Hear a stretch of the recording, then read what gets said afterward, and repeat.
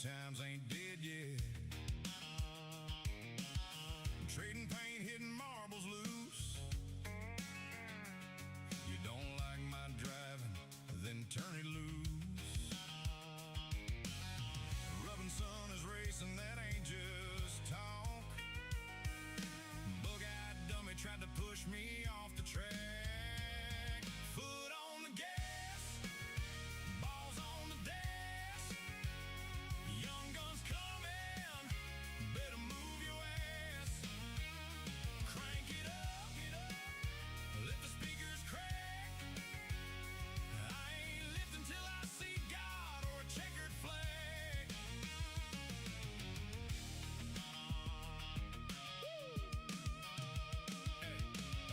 Track's drier than a popcorn fart, but I'm welded to the floor, baby, right from the start. They call me Lucky Dog, one lap down. Watch me take the lead next time around. You wanna cause a big one, get out my way. This rig bucket of no, never mind what I say. Foot on the gas, balls on the dash. Young guns coming, better move your ass. Crank it up, let the speakers crack. I ain't lifting till I see God or a checkered flag. Yeah.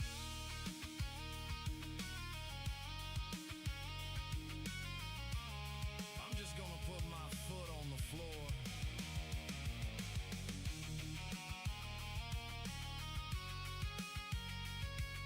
And I'm not lifting till I see God or a flag. Foot on the gas, balls on the dash. Young guns rolling, balls on the dash. Crank it up, balls on the dash. See God, balls on the flash. Boogity, boogity. That's checkered, boys.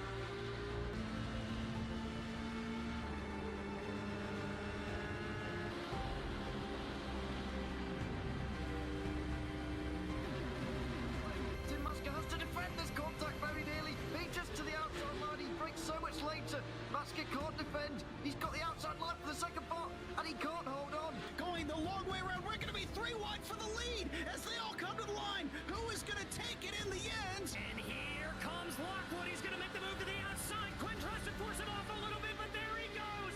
It's going to be side by side through turn 1. Will he be able to cover him off? He does. Weaving back to the left-hand side. Reynolds is trying everything. The kitchen sink is being thrown at it. They're leaning on each other. Coming into turn number 3. It's going to be a drag race through 3 and 4. Coming back to the line. Here comes Frisch on the bottom. Richard's going to hold the inside. Tries to be the late breaker here. They're going to be side by side through the final chicane. They bang doors, but keep it clean. As they're still 4 wide on the run down into the back straightaway. Demerit's looking for a line as well. What is going on in Michigan? No back into the fence. They're still beating and banging. Oh, and to the line. He is much faster coming through there. Is there damage on Challenger? Apromitis is ahead. There's going to be a race to the line. Who is going to get it?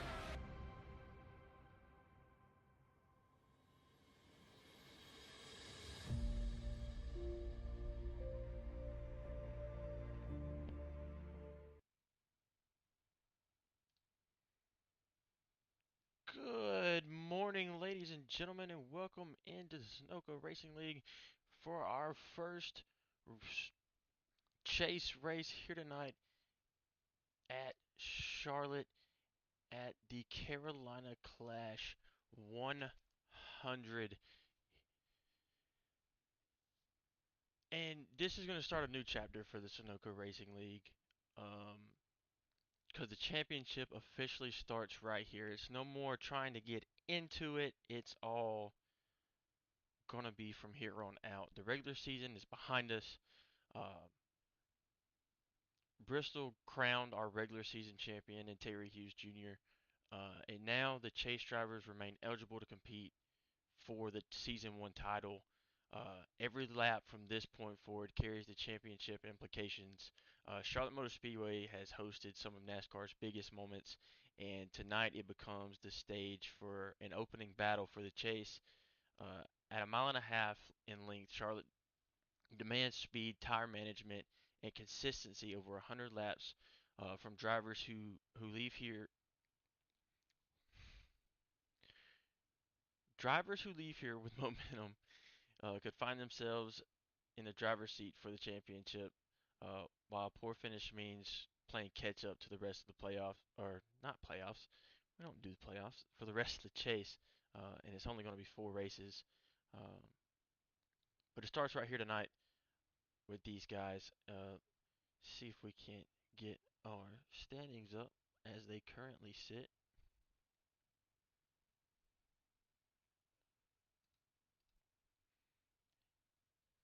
And here they are. So you have Terry Hughes Jr., number 1, Thomas McLaughlin, Jack Garrity, Chris Knighty, Trent Hughes, Tony Swain, Rob Lodwick, Hunter Foley, Mickey Sonadero, and Nicholas Griffey. All the points reset during the playoffs.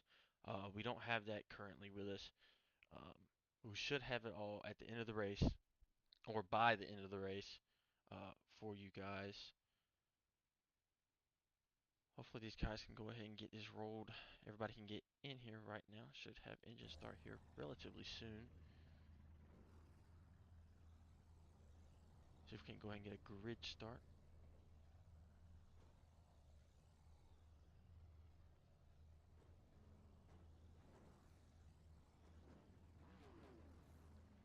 As you hear all of them firing them up right here.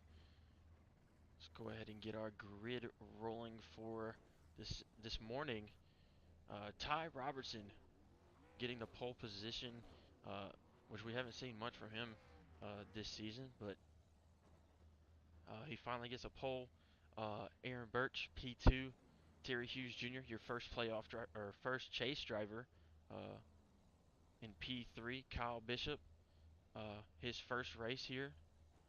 He's had some couple of issues that's not allowed him to be here, but glad to have him in here this morning. Everett Larson, rounding out your top 5. Casey Ellis, P6. Jack Garrity, P7. Kevin Tankos, haven't seen much of him. He's finally in here once again, out in P8. Tristan, haven't seen much of him either. He's out here in P9. Probably going to butcher his last name. I'm pretty sure he is filling out a seat for the Outlaws.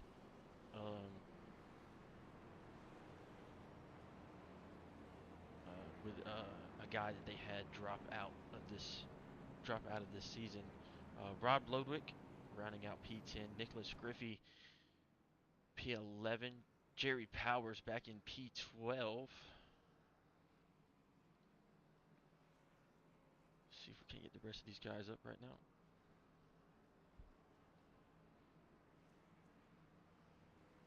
All right, Jerry Powers, Chris Knighty out here in P13.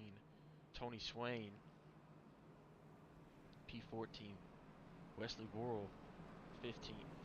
Thomas McLaughlin out here in 16th. Timothy McMunn out here in 17th. Hunter Fowler 18th. Trent Hughes in 19th. Gage Hunt will be our race admin. As we jump back up here to our leaders, we should have a couple to go.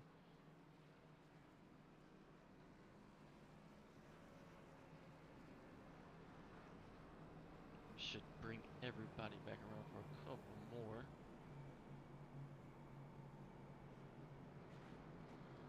Or one more. For 100 laps here. It'll all be under the sun here. See if we can get this weather up before we get going to green. Here it is for you guys. It's going to be, the track temp's 108 degrees. That's going to absolutely eat into these tires early. Clear skies. Air temp's going to be 81 degrees with a 1 mile-an-hour wind, so that's not going to be a big factor here for these guys. But Ty Robertson with his first pole of the season, definitely a big one for him. He's won many races. He's just not had a qualifying car all season. But that really doesn't matter when you win races, as we're going to get ready to go green here.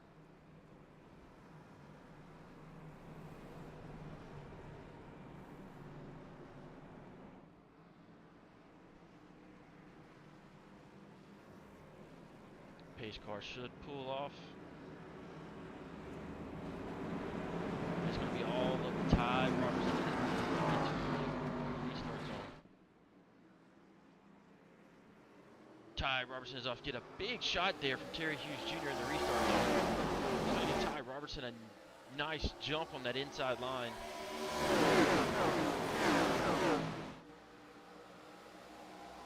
As you see, he's completely clear of that 97 on the outside of Aaron Birch, and he's going to go ahead and jump up to the top side.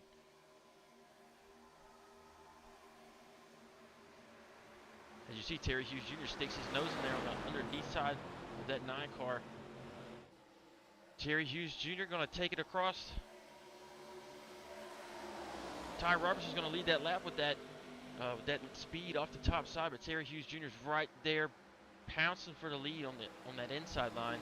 As you see the 35 back there, Kyle Bishop, making moves here early. As you see, Terry Hughes Jr. jumps up in front of the 9, and here comes Everett Larson right behind him.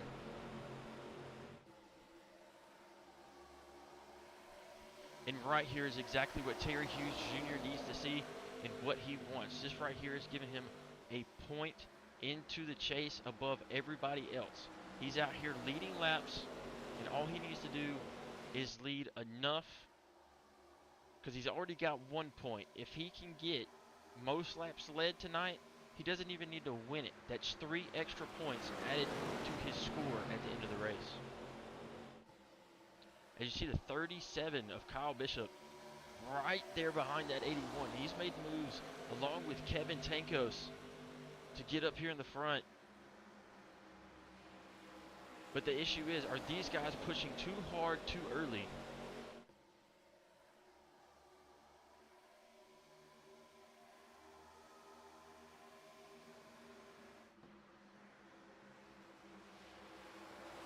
Which is very close, because this track is going to eat these tires up, especially with it being hot.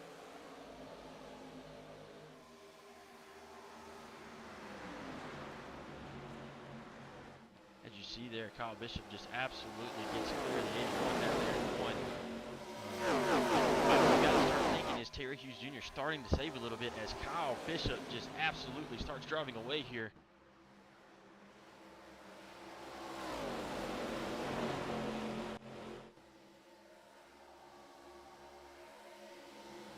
But as you see back here in the 7th position, Jack Garrity has moved his way back to the front after falling off there at the very beginning on that restart. He is your second guy in the chase right now.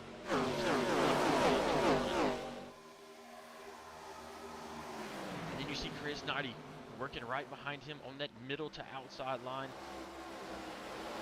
Chris Knighty loves the middle to outside. He really doesn't like to keep it on the bottom.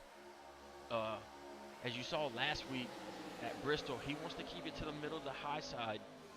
That's where he thinks his car is the fastest. As you see Trent Hughes into the wall.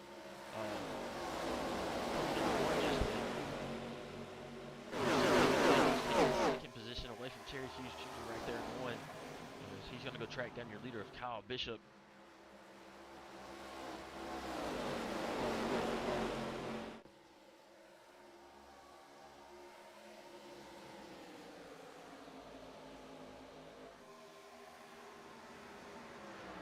You see Everett Larson kind of backed off a little bit as you see his team owner right behind him, Ty Robertson. They got word to back it off a little bit. They want to save fuel and save a little bit of tire going into this long run that they believe they are going to have here this afternoon, or rolling into this afternoon. As Ty just lets the three go right around. He's just going to try to keep it right there, tucked up in, save a little bit of gas where he can. And Ty Robertson is the best at it. As you hear him, he still kind of used the clutch right there. And it's a little early in the race to use the clutch to get into the corner, but he used it, and that right there is just going to help him save fuel throughout the race. And he's still relatively one of the faster cars on the track. Right over here. Sorry, we're talking about Ty Robertson, not Everett Larson. As he's riding right here in the 6th position.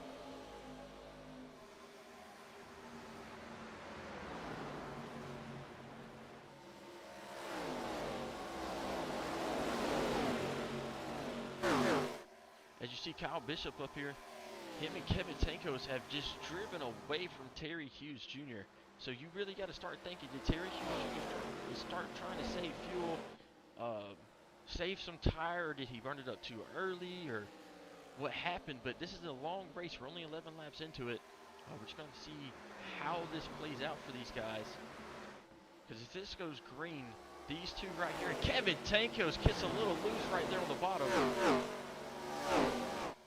As Terry Hughes Jr. back here, as we were talking about him, battling it out with the 3 here. And Tristan, we're going to say Bayer. We might be wrong. We might get a message in the chat saying that we're absolutely wrong. But that's what we're going to go with. And he's up a couple positions, but them battling side by side right now. He's going to let the leaders get away and let the cars behind them get to him. You see Terry Hughes Jr. just falls in behind the 3. He notices everyone. Oh, a big. I don't know if that was he saved it. Casey Ellis got absolutely sideways going into 3 and saved it.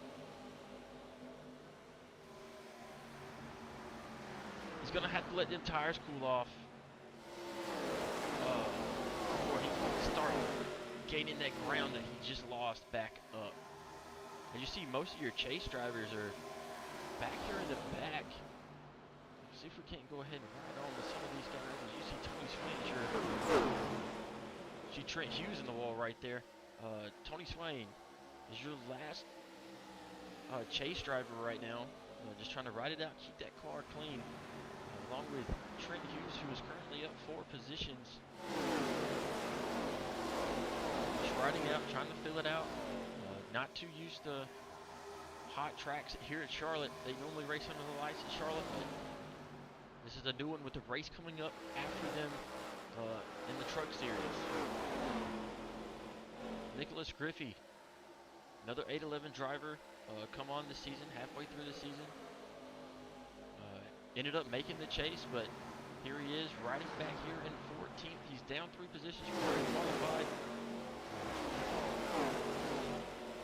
But it's not that big a deal.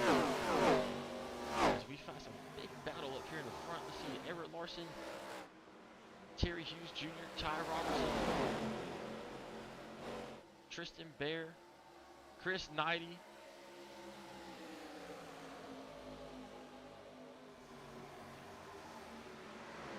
See if we can't watch this up from the blimp cam. You see everything going on right here, because this is a a battle for third currently from all these guys. See big runs out of top side. Jerry Powers sends it in there. Terry Hughes Jr. looking to send it 3 wide. Almost up into Chris Knight. He had to lift.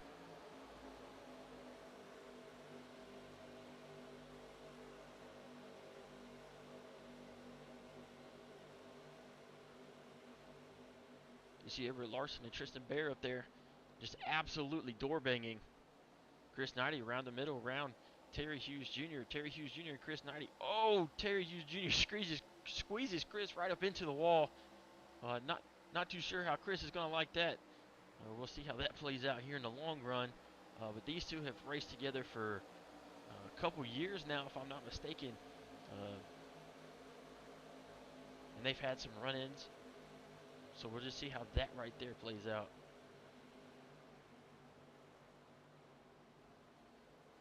It looks like Tristan Bear has just fallen off and is keeping everybody tangled together.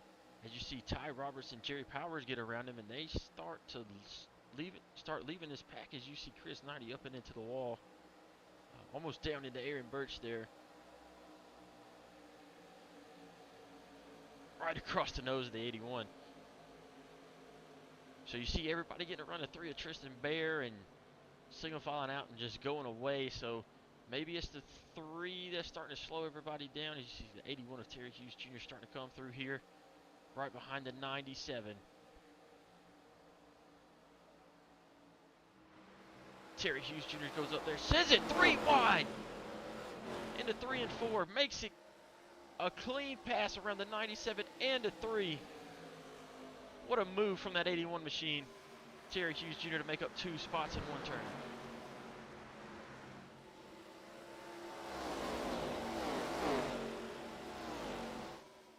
You don't really see Terry Hughes Jr. rip that outside wall very much, but he did it just there and it worked out perfectly. As he's going to go down there and try to catch Everett Larson and them once again. But he is still your top chase driver at the moment. Then you have Chris Knighty, as we were talking about him and Terry Hughes Jr. Chris Knighty is your current, I think he's 4th in the points.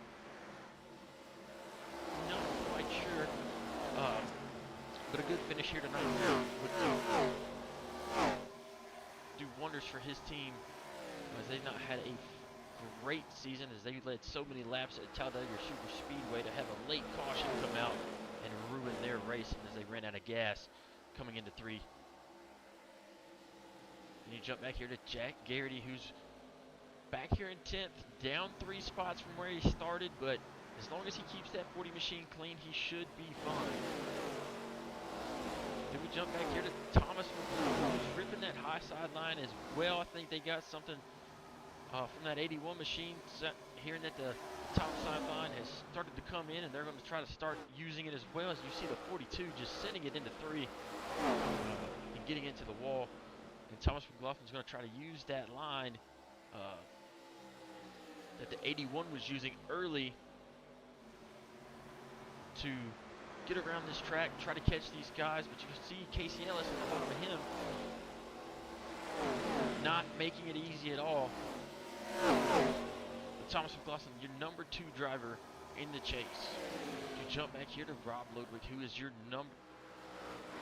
Not quite sure where he is in the points currently, but he's battling with Nicholas Griffey and Thomas McLaughlin right now.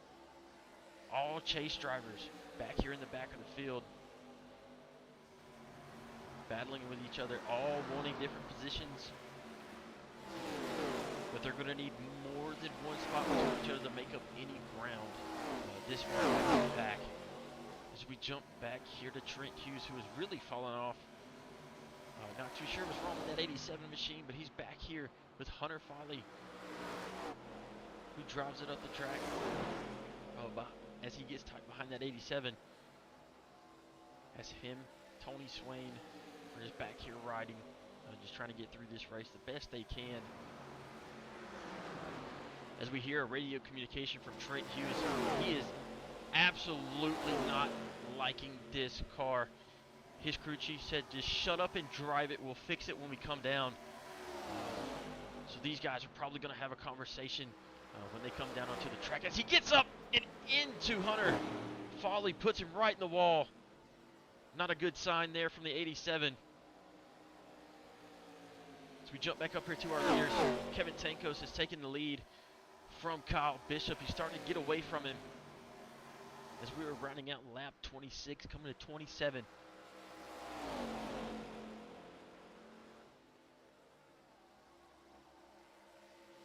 Kevin Tankos hasn't been here all season, but he's fast when he does show up. His part-time driver he is a part-time driver, but his full-time driver of Chris, the Triple Deuce we were talking about earlier, in the chase. He's going to see the Rush Motorsports Triple Deuce win that championship. But he's just going to have a great race here tonight. But it looks like they put all their beans in one bag in that 4-car this week. As the 4-car of not Chris Knighty. Chris Knighty's in the Triple Deuce. The 4-car of Kevin Tankos. So I don't know how Chris Knighty's gonna love that they swapped the cars out this week for the owner to be able to race.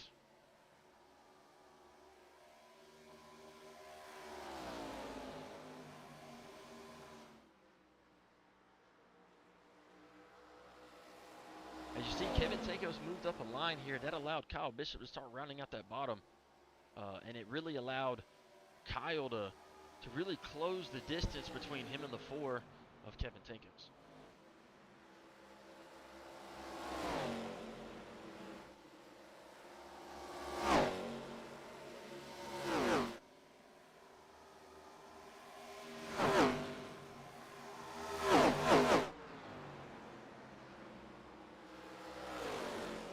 And you see Kevin move right back to the bottom and drives right back away.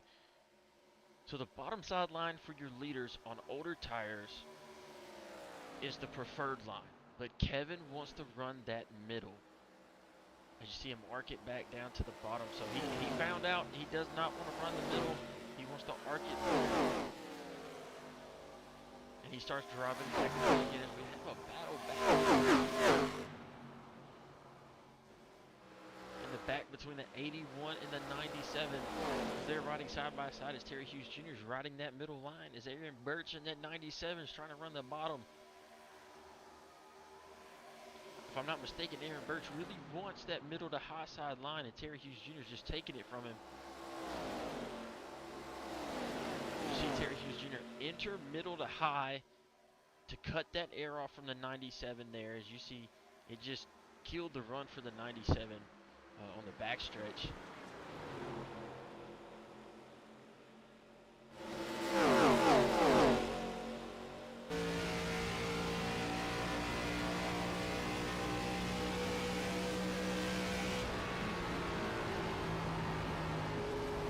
See Terry Hughes Jr. just going to try to attempt to cut that air off to the 97. Just stay a lane above.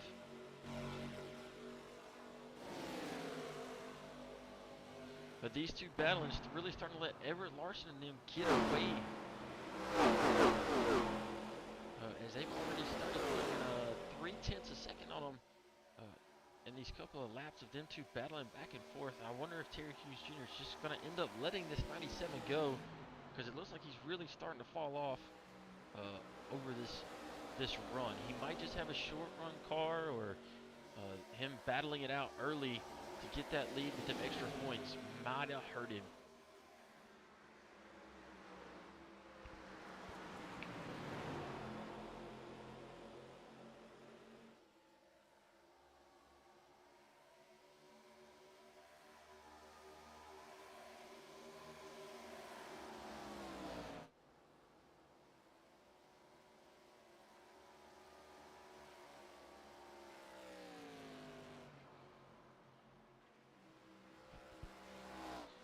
Just heard a radio communication from the Triple Deuce of Chris Knighty. He is battling a tight condition. He is not absolutely hating his car on the short run, but when it comes to the long run, it is plowing tight, as you saw him right there in 1 and 2, just sliding right up the track. He said, I can't wait to bring it down here, hopefully when they get the green flag stops. If he doesn't blow a tire out first, he said he's starting to develop a vibration. He just doesn't know where it's coming from.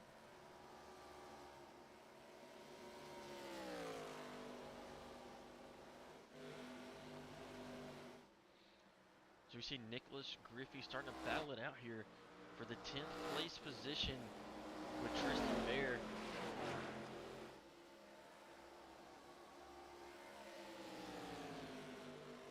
The interest of 3 there might have hurt him a little bit, but it's all right. That 11 car, who's put in a lot of time on the sim this past week to try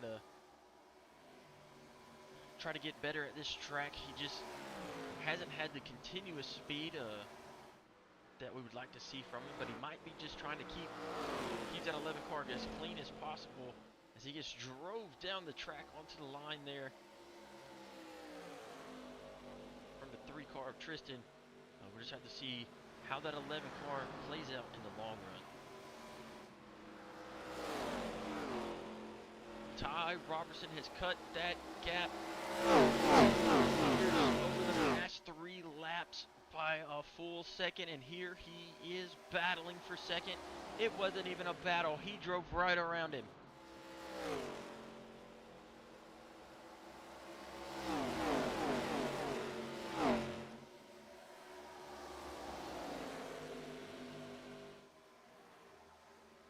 As Jerry Powers is going to get down to the bottom side here. Passing on older tires is going to be a little tricky, especially when the track temp is really up there. As we're 39 laps in here, let's go ahead and see how the track temp is played out as we're up to 110 degrees. As we just hit 1 o'clock. As Terry Hughes Jr. is really falling off there.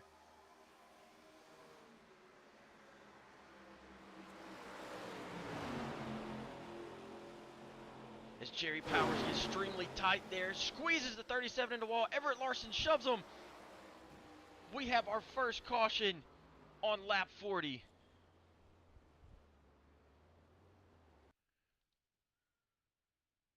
We kind of saw that coming on older tires, but not the way we expected it to happen. See if we can't ride on board. Let's ride on board with Everett Larson. See if we can't ride out the front end.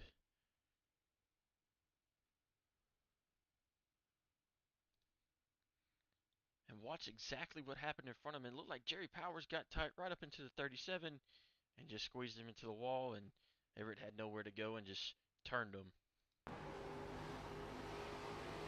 You'll see it develop right here. Jerry Powers gets tight, ships it right up the track into the 37. 37 trying to correct it, but it gets it right into the wall.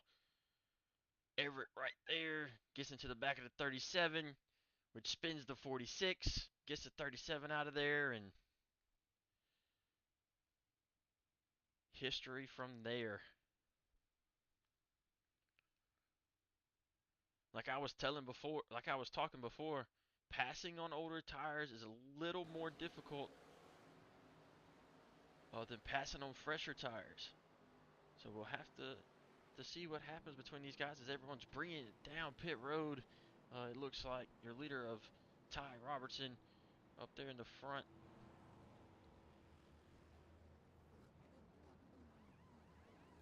Everybody's down on pit road.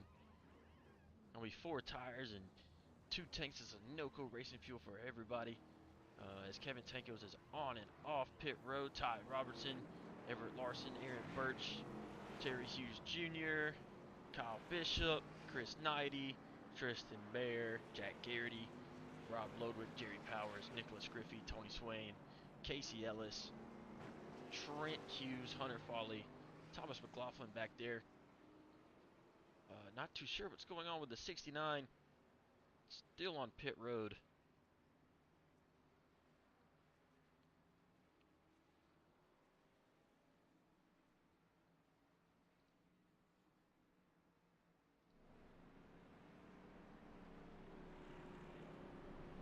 But Kevin Tankos maintains the lead here as the 13 of Wesley Worrell should be getting a lap back here as he stays out.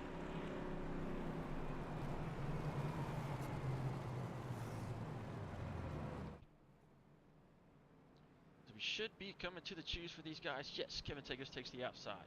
Ty Robertson going to be on the inside. Aaron Birch on the outside. Everett Larson on the inside. Kyle Bishop on the outside. Terry Hughes Jr. on the inside. Chris Knighty where he wants to be on the outside. Hopefully they got that car tightened up. Or not tightened up, but loosened up on the long run because he was absolutely hating his car there at the end. But he loved how that short run speed, how much short run speed it had, but didn't have as much as his teammate of Kevin Tankos.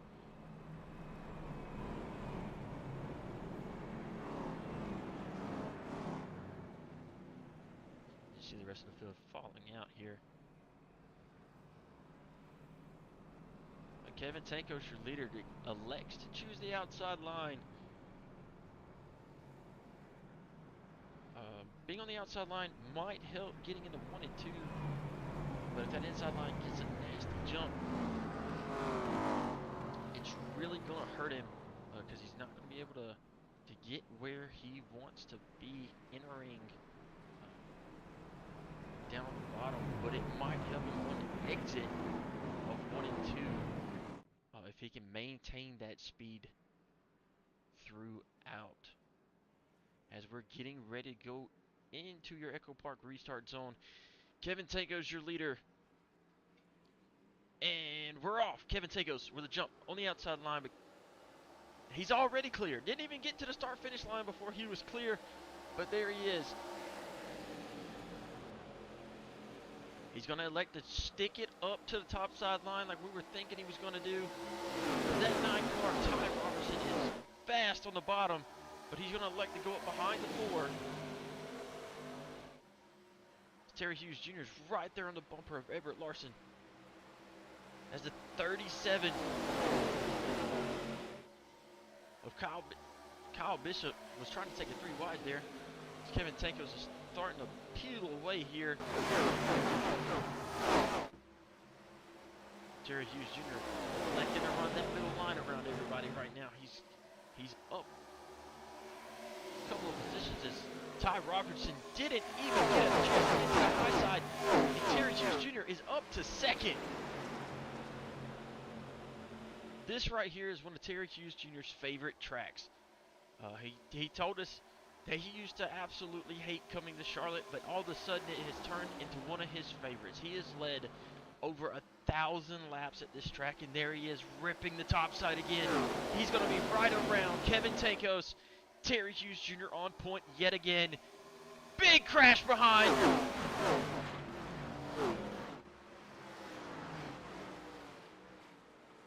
Wow.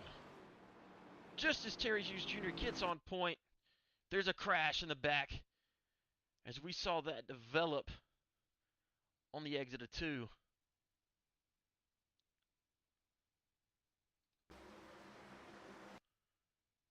See if we can't ride out the blimp and see who was all caught up into that.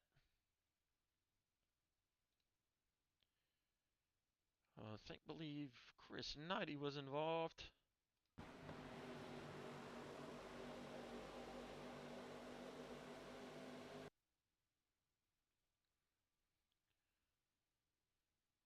Yes, Chris Knighty and Nicholas Griffey right there on the exit of 2.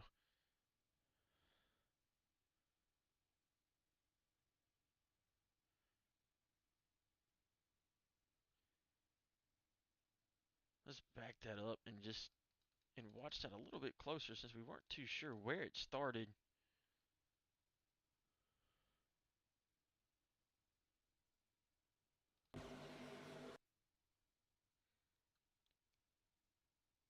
See if we can't watch from...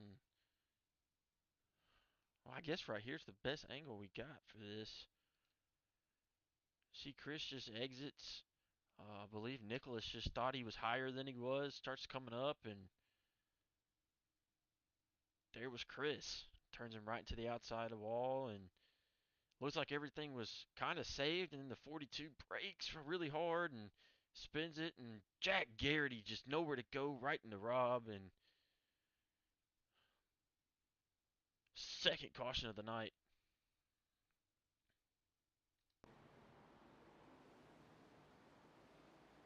Just as Chris Knighty was saying that he thinks that his car found more balance in it. It was just a little loose at the beginning of the run, or it was a little looser at the beginning of the run. He was starting to work his way back up.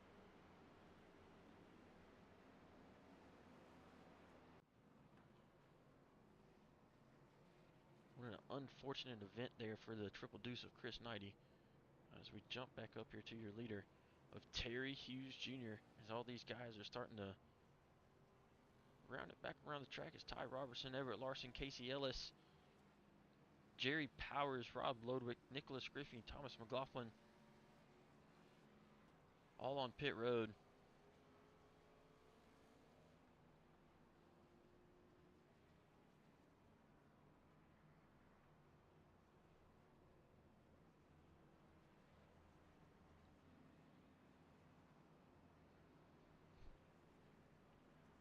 You'd have to assume these guys that came down on pit road to top off on fuel because they were running up in the front.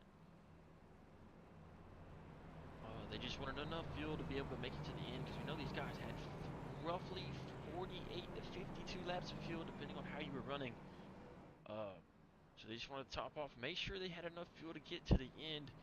We know for a fact your top 5 drivers definitely don't have the fuel to make it to the end at this point in time. They're going to have to save a lot of gas to make sure that they have enough to get to the end if we go green the rest of the way, as Ty Robertson and Everett Larson come back down again.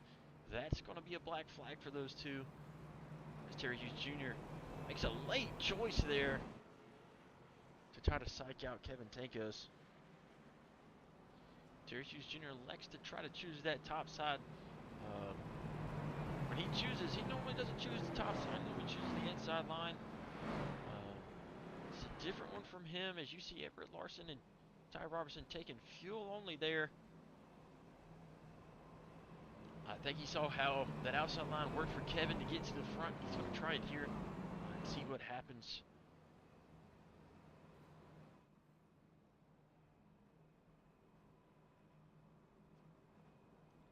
You see almost everybody choosing that outside line.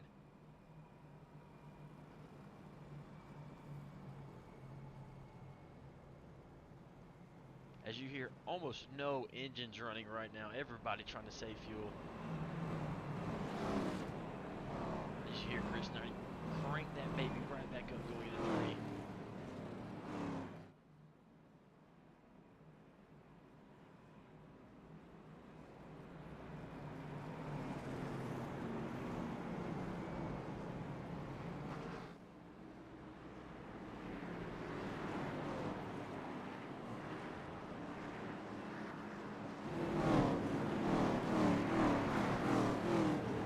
Here we are, Terry Hughes Jr. Whoa, what a big stack up there. Terry Hughes Jr. was not even ready. And an accordion effect making Terry Hughes Jr. go before he was ready, which gives Kevin Tankos a massive jump on Terry Hughes Jr. We'll see how that plays out. Kevin Tankos with the race lead once again.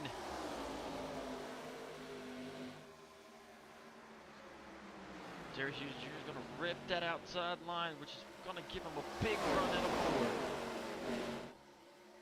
Terry Hughes Jr. on point again.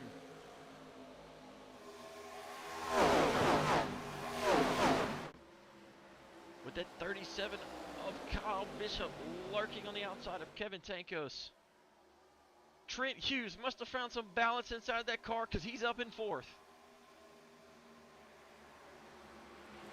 Terry Hughes Jr. really shutting the air off to Kevin Tankos. He's going to allow that 37 of Kyle Bishop to the outside of him.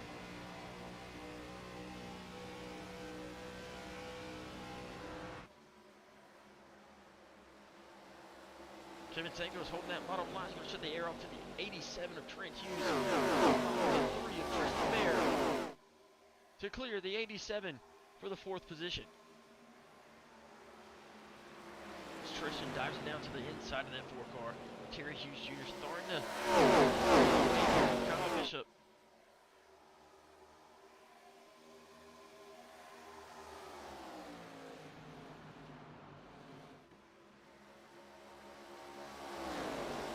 Chris Nardi back here. Battling Aaron Birch. Chris Nardi, even after being put into the wall, he has found enough balance inside that car to be able to still run up here inside the top 10.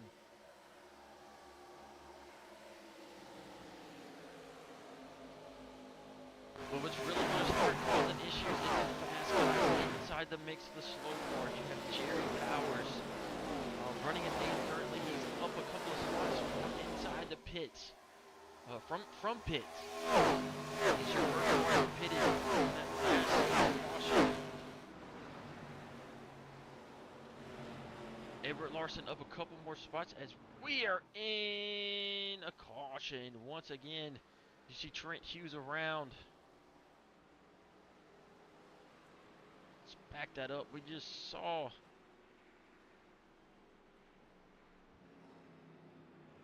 Trent Hughes being around as we were watching Everett Larson.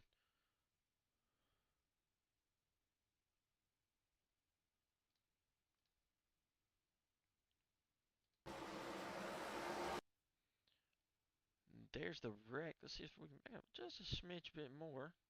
That's forward, ladies and gentlemen, not backwards.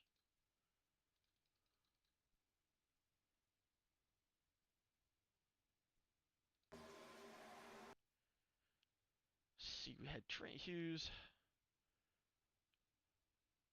running with Tristan Bear. Let's ride out the nose of the 97 Ford if we can.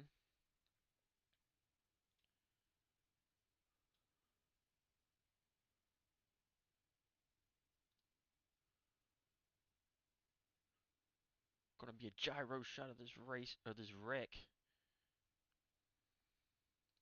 Trent Hughes entering high here. Comes down a couple lanes onto Tristan. Doors him, gets him loose. Down onto the apron, which shoots him right back up the track. Which turns Trent Hughes right around.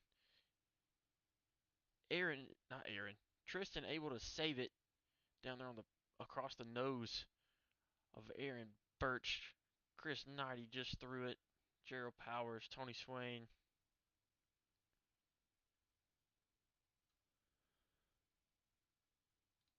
See if we can't watch this from the Triple Deuce. I think he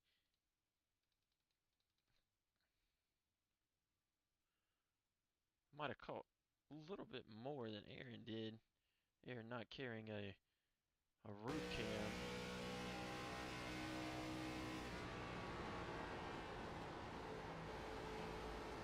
What a perfect shot there. It's just Trent Hughes comes. Whoa! Big check up there. Catches Chris Knighty off guard, but he's able to save it. Good heads up driving by Chris Knighty there.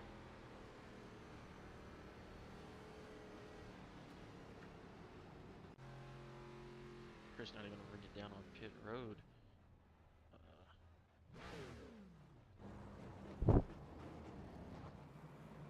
Terry Hughes Jr. still rounding out your lead currently.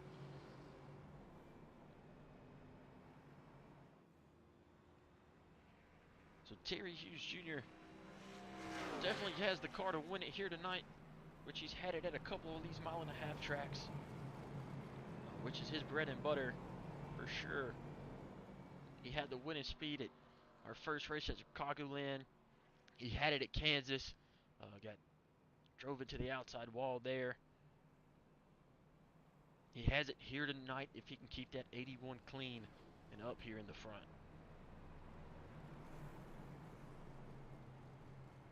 It's looking like the 2 fastest cars behind him is the 37 of Kyle Bishop and the 4 of Kevin Tankos. Doesn't look like anybody else has anything for these three cars if they stay clean.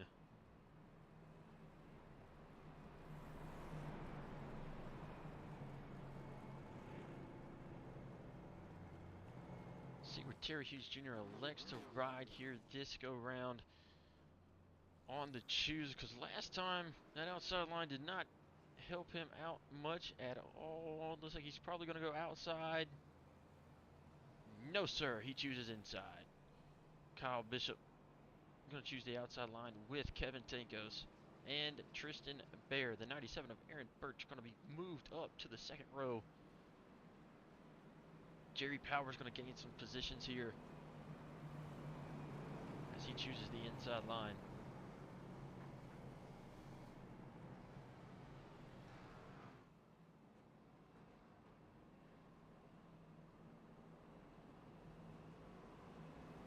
Terry Hughes Jr.'s led 14 laps so far.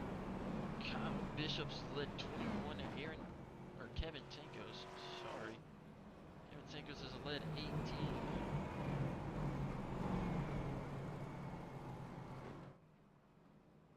Those are your fastest drivers right now, as you see. Thomas McLaughlin back out here on track.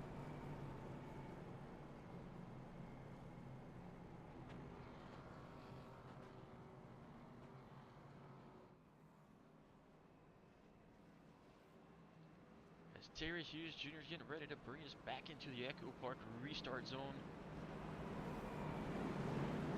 Right on board with Terry Hughes Jr. as we go a couple laps into this.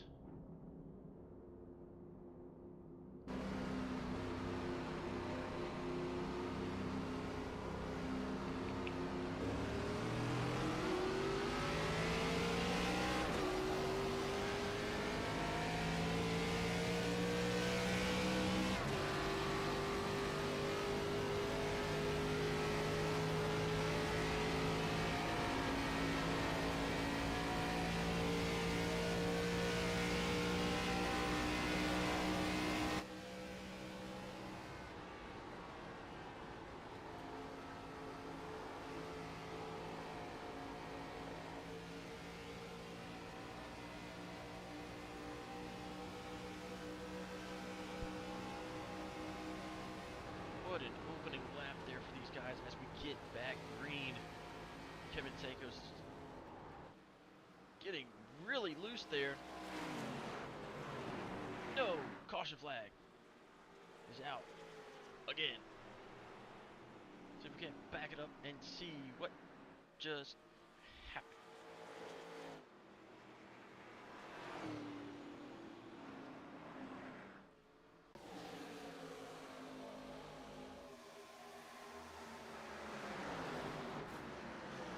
There it is, ladies and gentlemen. Ooh. Back that up a little bit more. Thomas McLaughlin just back out on track from having a brake issue, and right into the pileup he was.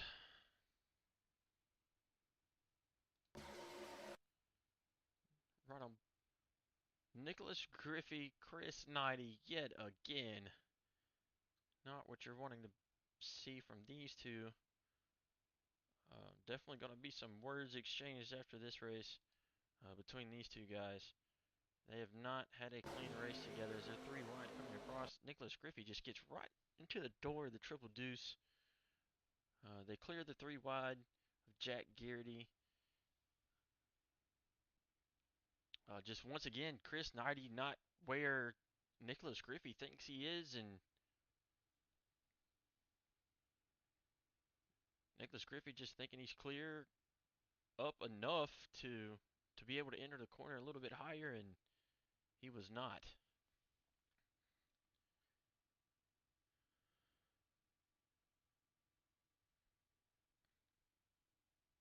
An unfortunate Thomas McLaughlin involved in that as well. Not the night he is trying to have with these guys.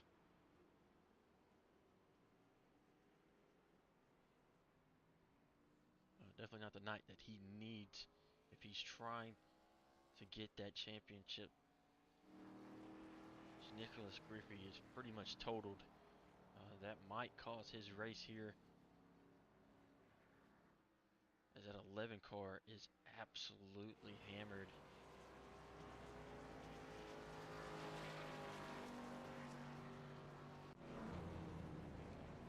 As he finally gets it down pit road as we're on. We're getting to the choose lap for your leaders here. Chris Knighty putting 4 fresh General tires on that Chevrolet.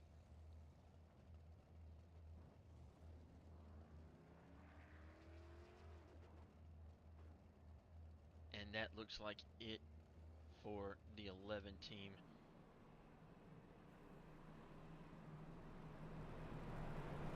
Terry Hughes Jr. still your leader.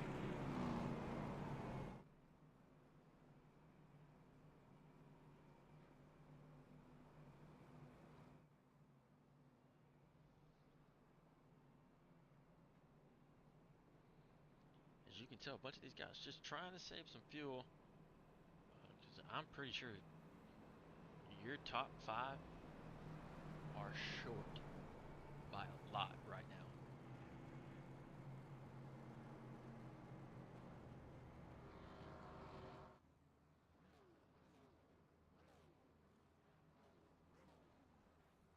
As we're coming to the choose, after that last restart, I expect that 81 to be back on the inside, as he had a fantastic jump on the rest of the field. And there it is.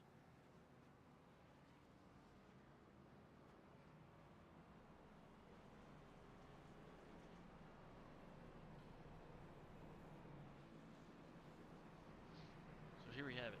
Terry Hughes Jr. on the inside. First place. Kyle Bishop outside second. Then you have Kevin Tankos, Aaron Birch, Tristan Bear, Jared Powers running out your top 6.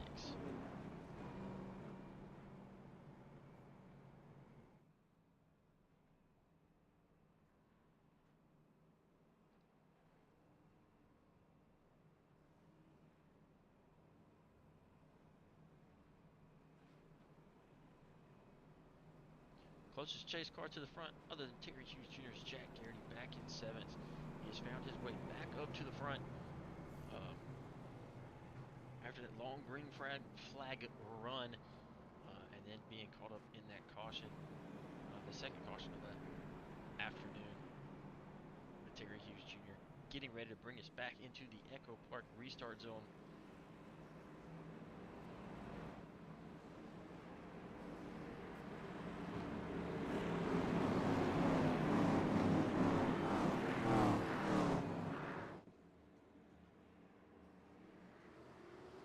Terry Hughes Jr. with a nasty jump. As you see a wiggle from him, he spun the tires, but still with a clean jump right through the track. And he's clear by 3 cars.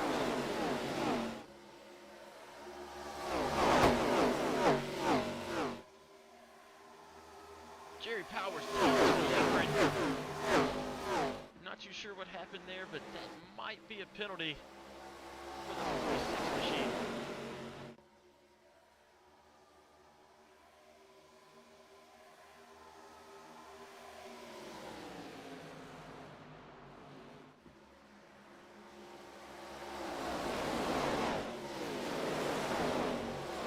While we can, ladies and gentlemen, let's get down here for a Sunoco Racing League.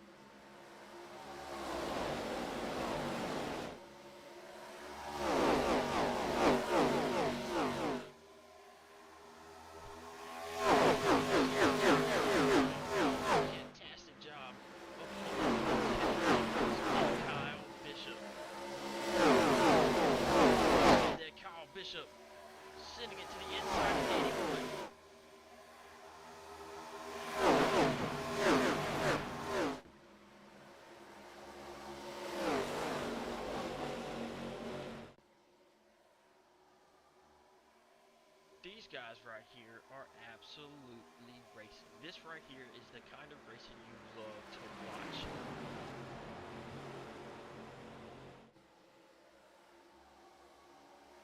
Little bobble there for the 37. Kevin Tango's having to lift a little bit there for the 81. Terry Hughes Jr.'s he gets bobbled by the 37, and Terry Hughes Jr. a little loose out of 2. Having to catch it across the middle of the 37. And here comes the 3 of Tristan Bear underneath the 37 of Kyle Bishop.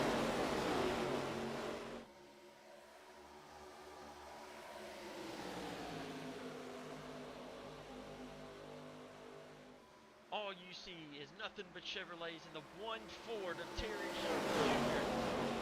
The closest Ford to the front other than Terry Hughes Jr. leading it is the 97 of Aaron Birch in 8th.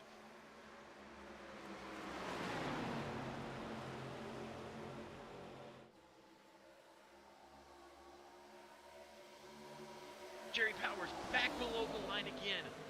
That's his second time. Big wreck! Entering turn 1 from the tri-oval. Your 3 leaders are the only ones clean out of it. Big pile up.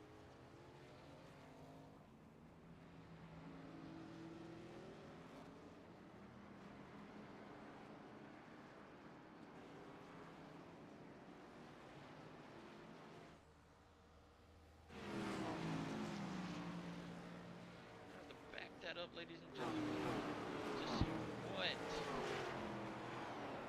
We don't really have to see what just happened. We kind of know what just happened.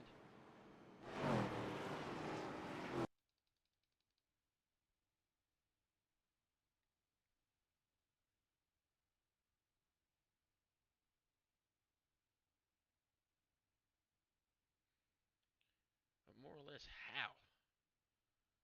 We saw Jerry Powers go back below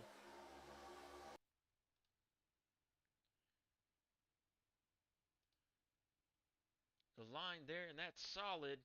Jerry Powers is going to end up with a penalty for sure out of that. We weren't too sure about the first one, but that one's clear as day. And he gets right back in the grass again. Comes right up into the 3. Ty Robertson involved in that as well. Sends Jerry Powers into the wall, up and over, gets Everett Larson. And then every one behind it involved.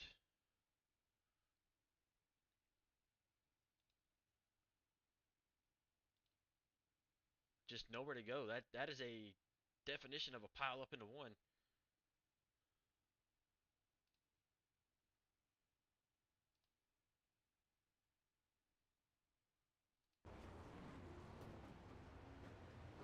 Looks like Hunter Foley made it through rather clean. Let's ride on board with him and ride through that wreck as it developed, and then just getting through there as he was riding in your last position when that happened.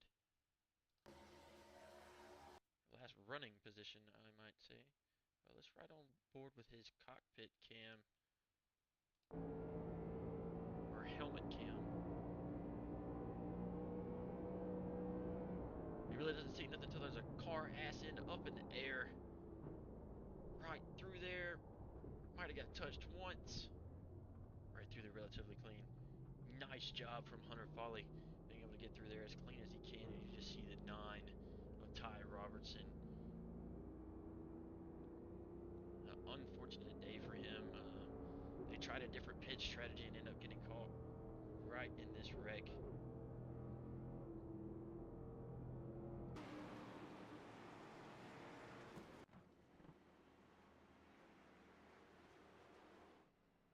Terry Hughes Jr. still your leader. Kyle Bishop, Kevin Tankos. Those are your 3 leaders that were not involved in that wreck. Everyone else behind: Tony Swain, Everett Larson, Hunter Foley, Trent Hughes, Timothy McMunn, Casey Ellis, Rod Ludwig, Thomas McLaughlin, Aaron Birch, Tristan Bear, Ty Robertson, Jack Garrity, Jerry Powers, Chris Knighty, Nicholas Griffey, Wesley Worrell. Nicholas Griffey, Chris Knighty, and Wesley Worrell are currently in pit road, not out of the race. Or Wesley Worrell, no, Wesley Worrell's in the pits. As your leaders bring it down on the pit road, as they're the only ones, they're probably just gonna go ahead and grab a fresh set of stickers, some fuel to top off. See the pit stop from Terry Hughes Jr. 4 fresh General tires here, and a can of Sunoco racing fuel going to take him off. Kevin Tankos with a bad fast pit stop. That 14 getting it done. I'll give Kevin Tankos some more laps led here underneath his belt.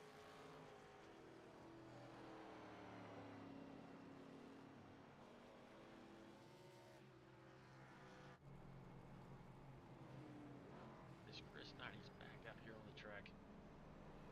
He was not involved in that last wreck. He was on pit road before that had happened.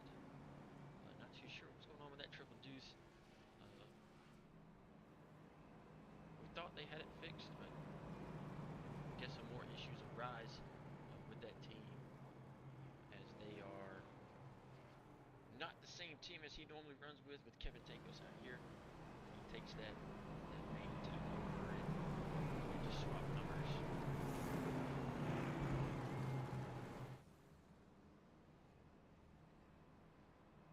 Everett Larson should be your leader here, as Chris Knighty should be getting a lap back. Everett should take the bottom side. Hunter Foley's going to take the bottom as well. Kevin Tankos on the bottom.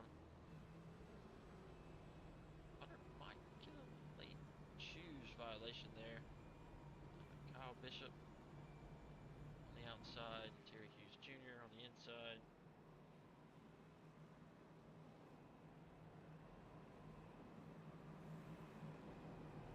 That's going to leave Tony Swain up here beside Terry Hughes Jr.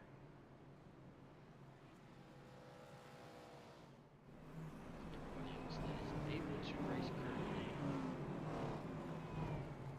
out here on track.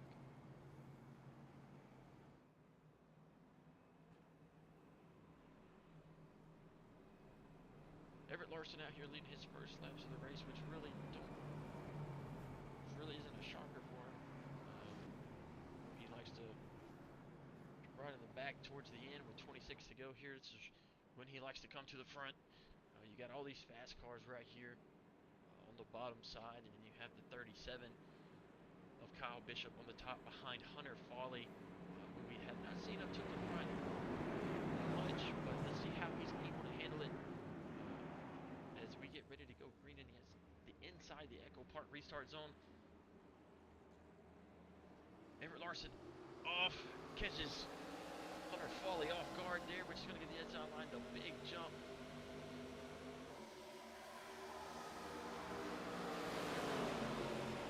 Kyle Bishop just gets out from behind the 6 of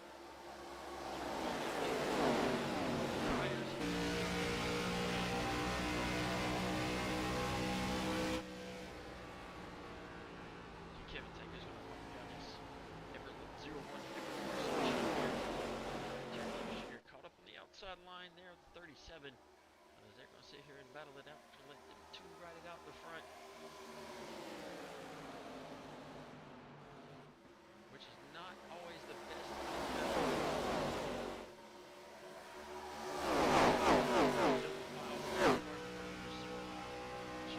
Casey Ellis has found his way up into the 6th position. Haven't seen much of him.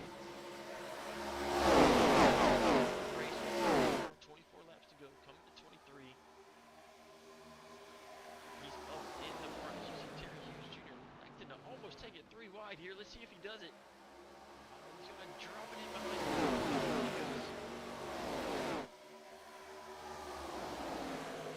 You see the 97. Really wanting a piece.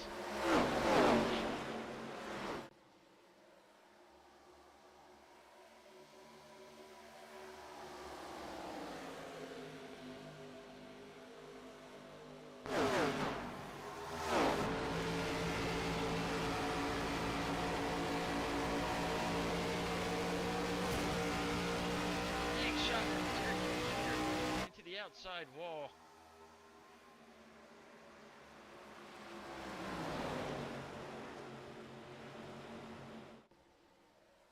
Don't wonder if that might have messed up something, because that was a big shot. You can tell Everett Larson did not pit that go round, and he's on older tires, and it really shows. Right in the corners. She's going to let the three fastest cars in the race, Terry Hughes Jr., Kevin Tinkles, and Kyle Bishop, start battling it out yet again. See Terry Hughes Jr. a little too much. Looks like he definitely might have a position.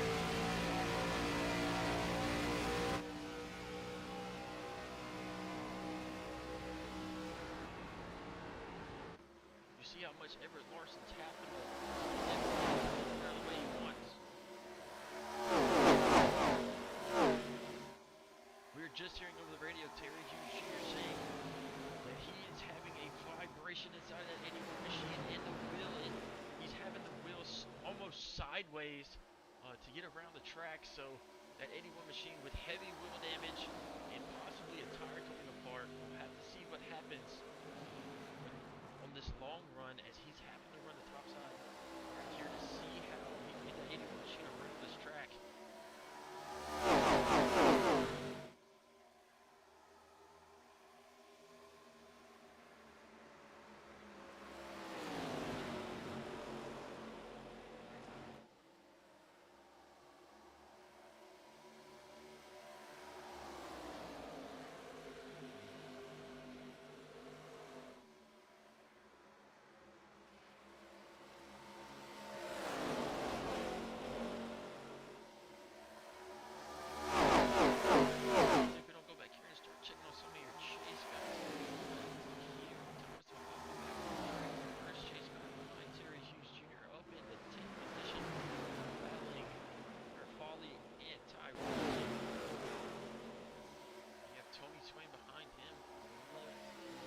Just behind him too, that little 4-car pack. And Jack Garrity back here in 13th by himself. In Trent Hughes in 14th back here with heavy damage to that 87 machine. Not the day he was wanting to have either. Rob Lodwick still down on pit road, getting that 42 worked on. Chris Knighty off the track. They packed it up and went home. The 18 out of the race as well. Or the 11. I'm sorry. Nicholas Griffey out of the race as well. We back up here to your leaders. Kevin Tinko's just sitting here leading as many laps with one of the faster cars on track. He is slower than the two cars behind him. Don't know if he's saving fuel or what he's doing, but he is definitely got something going on inside that machine. As Kyle Bishop is only faster than Kevin Tanko, slower than Terry Hughes Jr. So Terry Hughes Jr. has found something inside the 81 machine as he dives it underneath the 37 of Kyle Bishop. Going to take that second place position away. We're going to try to anyway. Pick and poke around to see where he can get that 81 machine to stick with that wheel damage that he has. As he throws it back up to the top side of the track. Might not be able to pass here. We're going to have to see how that continuously plays out. There's Ty Robertson back here. Working his way back to the front. He's up to 8.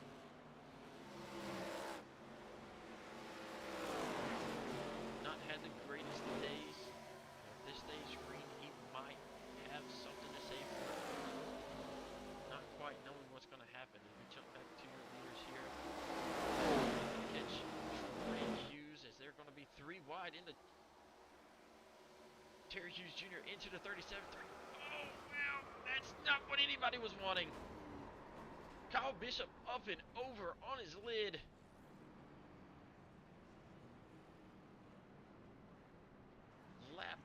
traffic just all up in the way.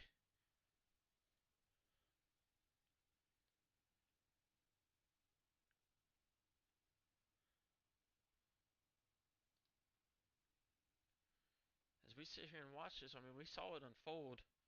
Um, Terry Hughes Jr. on the outside, the 37 to Kyle Bishop in right there, the 97 trying to shoot it 4 wide on the exit. Terry Hughes Jr. cuts that off. Looks like there was plenty of room. The 37 just gets right into the door. The 81 gets the 81 sideways. Couldn't quite save it. Ships the ass in out of the 81. Cuts him right back down the edge of the track. Clips the 37. 97 of Aaron Birch gets in there. You see Trent Hughes just drives right through the 37 there. And then you see the 3 pile in right there into the 97, the 01 of Everett Larson involved. Ty gets checked up, the 35, right in the door, the 97.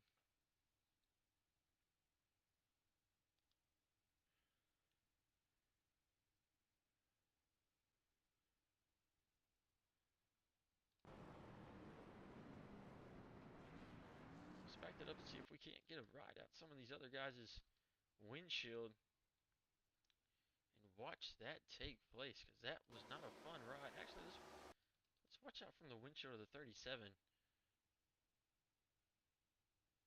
Actually, from the cockpit, maybe. From the exit of 4.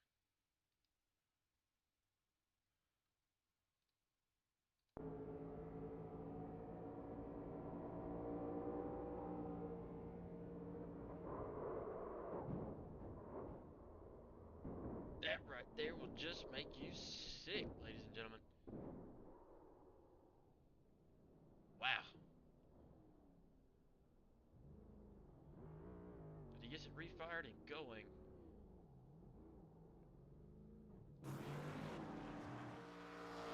Kevin Tankos yet again, another wreck right behind him, not involved. He's gonna bring it down, get 4 fresh General tires.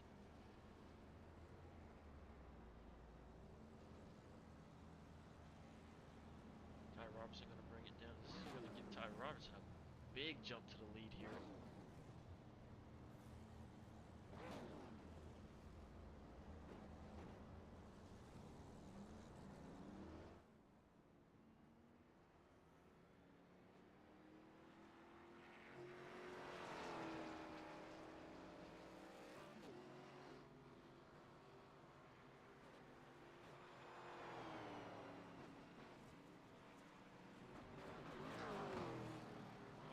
So Timothy McMunn stays out. Jack Garrity stays out with heavy damage on that 40. Looks like he's just trying to get as many laps as possible, or as many positions as possible underneath that 40 car. Kevin Tankos is going to be first car on fresh tires, so he's not going to have an issue getting around these guys. Ty Robertson, same thing with him. Thomas McLaughlin, same thing. Tony Swain, not too sure if he brought it down. Might have the top off with fuel. 4 fresh tires. Everett Larson for sure got fresh tires on that 01 machine.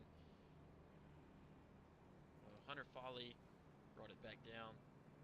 He had an extra set and some tires. Terry Hughes Jr. back out here after that wreck. He got it cleaned up back out here. Casey Ellis cleaned up back out here. Tristan Bear out of the race. Trent Hughes out of the race. Aaron Birch out of the race. Rob Lodwick still on pit road. Rob Lodwick is only a couple of laps down. Chris Nowdy back out on track. A couple of laps down after some issues with that triple deuce. Jerry Powers out of the race.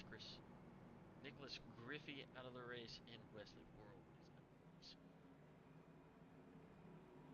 So down to 14 drivers in the race after starting with 19. Timothy McMunn chooses the outside line here. You got a couple of fast guys that know how to race with 9 laps to go. Terry Hughes Jr. not where he really would like to be back here in the back. Definitely probably would have liked to be on the inside line, maybe, but shove up here to your leader with 56. Timothy McMunn going to bring us into the restart zone for his first time.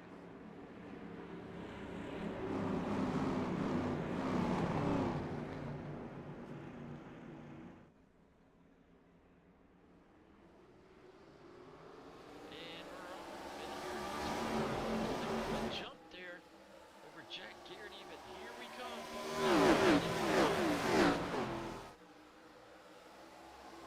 Everybody going Jack Garrity with that heavy damage. Everyone's going to try to get around him as quickly as possible. But here around the 56 of Timothy McMunn the best they can as he just chooses the outside line.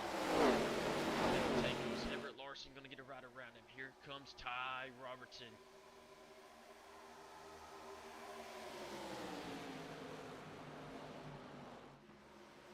Kevin Taco's going to get teamed up on here with Everett Larson and Ty Robertson. Two teammates. Ty Robertson is the owner.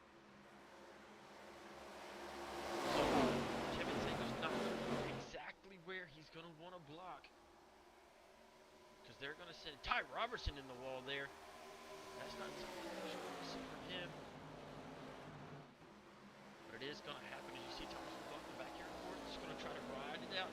Let these guys burn what they have maybe and try to get to the front there at the end. But he's back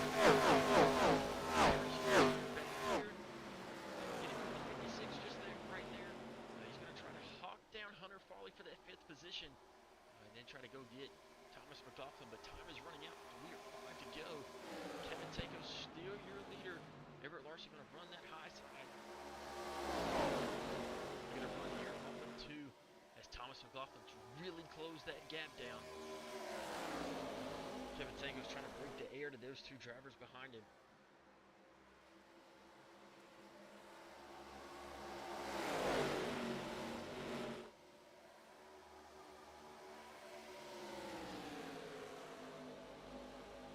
Terry Hughes Jr., the track that does out, but it's not going to help if he can't close it any faster than what he is.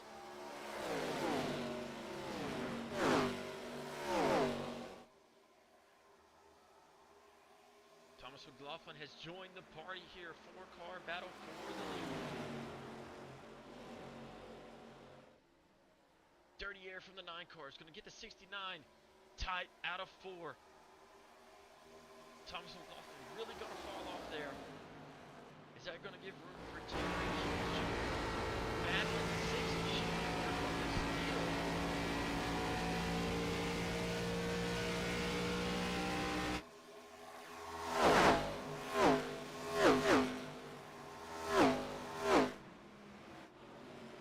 As Kevin Tankos is under the pressure. Give him the bumper, Larson, as he tries to move the 4-car up and out of the groove, which he does. And Ty Robertson gives Everett Larson a shove there in the triangle. And Everett Larson gives Kevin Tankos another door into 1. But Kevin Tankos keeping that outside line. Everett Larson going to sit there and try to side draft the best he can.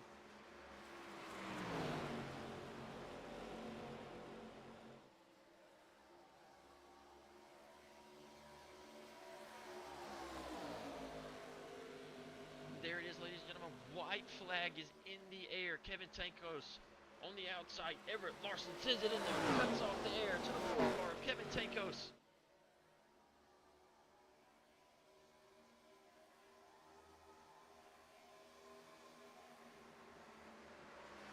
Everett Larson is going to get the job done here at Charlotte.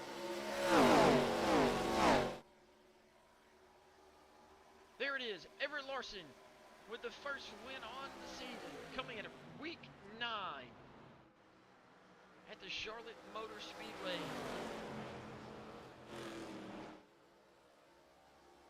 Getting it done there at the end. The running in the back most of the race, other than that long green flag run. Kevin Tankos going to run round out P3, but giving the shot to Everett Larson there to get him to the front. Thomas McLaughlin going to round out P4. Terry Hughes Jr. here going to get P5, but Everett Larson going to get her done here. That right there is not going to be a good move with guys coming down pit road. What a big... Everett Larson might end up with a penalty driving backwards down pit road as everyone's trying to...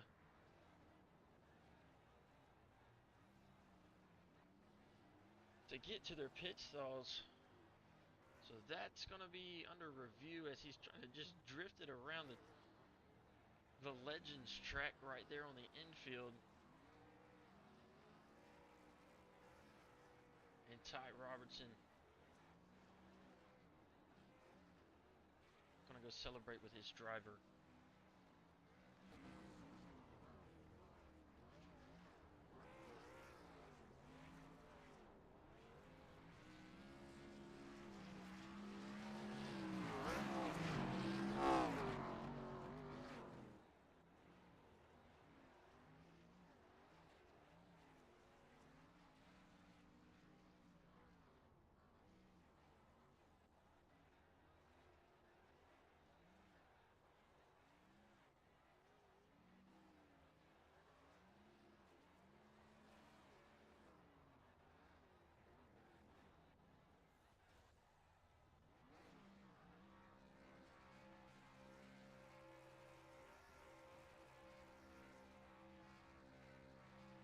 Little double nose burnout here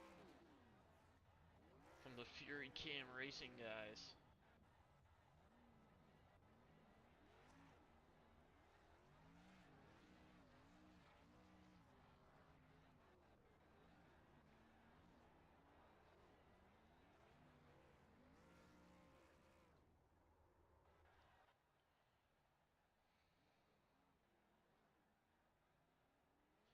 Bring up your results here from the race, ladies and gentlemen.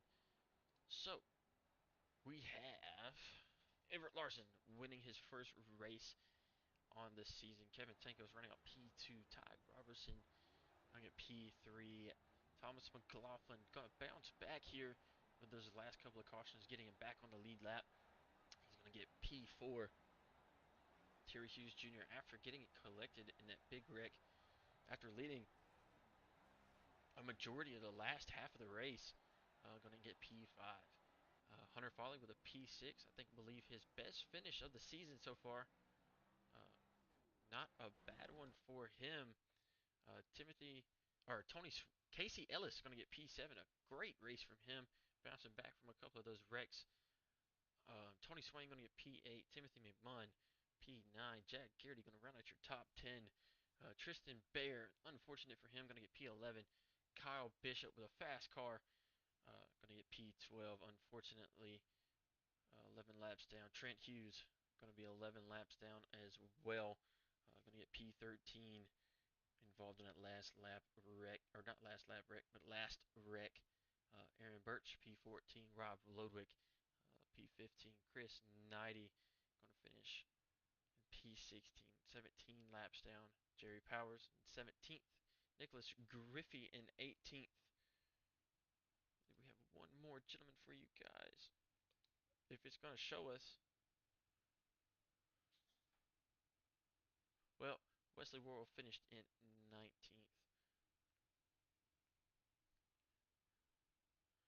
So our point standings after today's race, ladies and gentlemen. Let's go ahead and get that up here for you guys.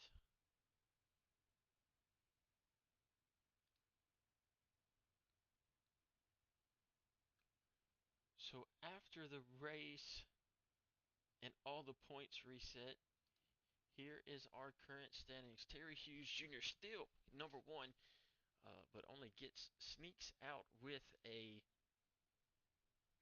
extra point over Thomas McLaughlin after finishing behind him. Both of them had a good points day today. Jack Garrity gonna lose a little bit of touch with your leaders here, but he's gonna maintain third in the points. Chris Knighty going to lose touch with the leaders as well, but he's going to gain a little bit on Jack Garrity, but not much. Or actually, no, he's going to lose touch with Jack Garrity. He's going to fall back 6 points. And then Trent Hughes is actually going to gain some points on Chris Knighty here. He's going to gain 3 on Chris Knighty. So it's going to be a close battle between those two.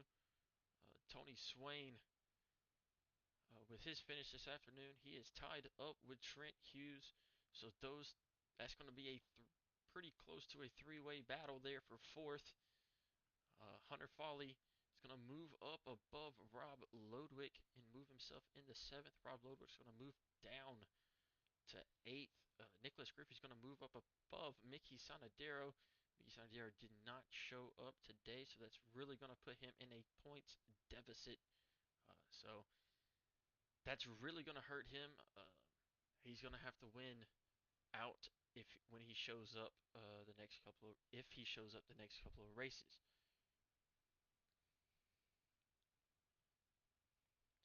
So, ladies and gentlemen, after this race here, our ARCA race here at Charlotte, we have one more race for you guys. We have the truck qualifier, which will be starting here shortly. We will be back here in a few minutes. We're going to go ahead and get everything ready for you guys. We're going to let all the trucks get warmed up, and we will be right back.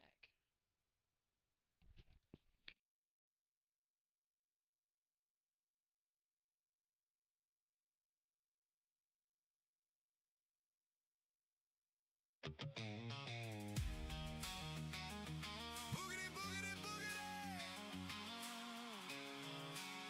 Let's go, boys!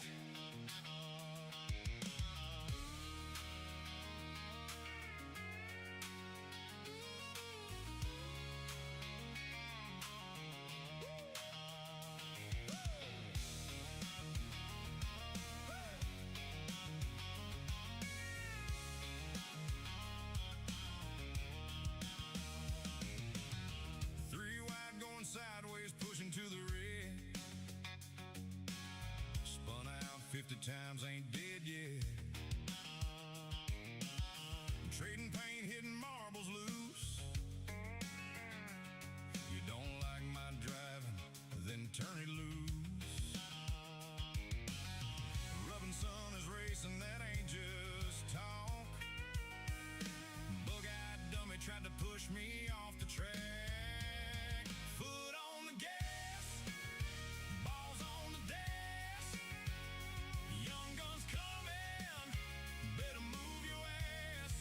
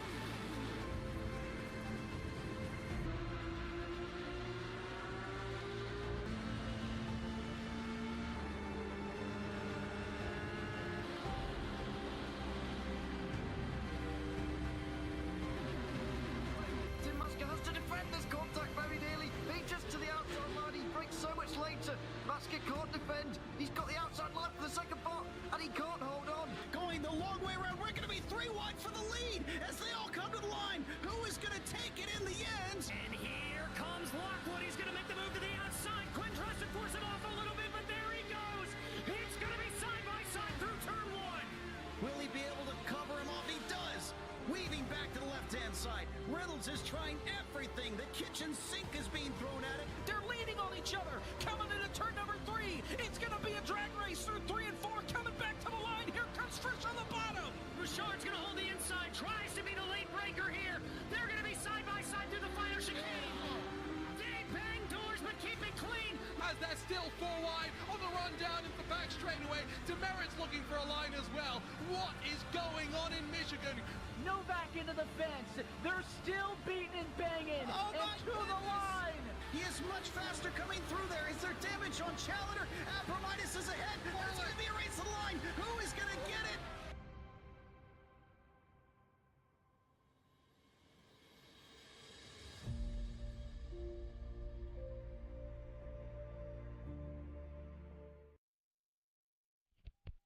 And we are back here, ladies and gentlemen, this afternoon. Here we are for the Carolina qualifier for the Sunoco Racing League Truck Series.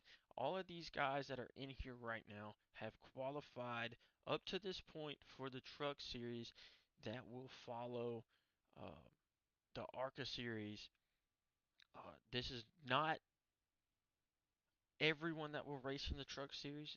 These guys right now are just qualifying their way into it currently. By the end of the season, we could have more guys. We have one more of these races after the championship race at Texas. So let's go ahead and get down here with these guys and see see our grid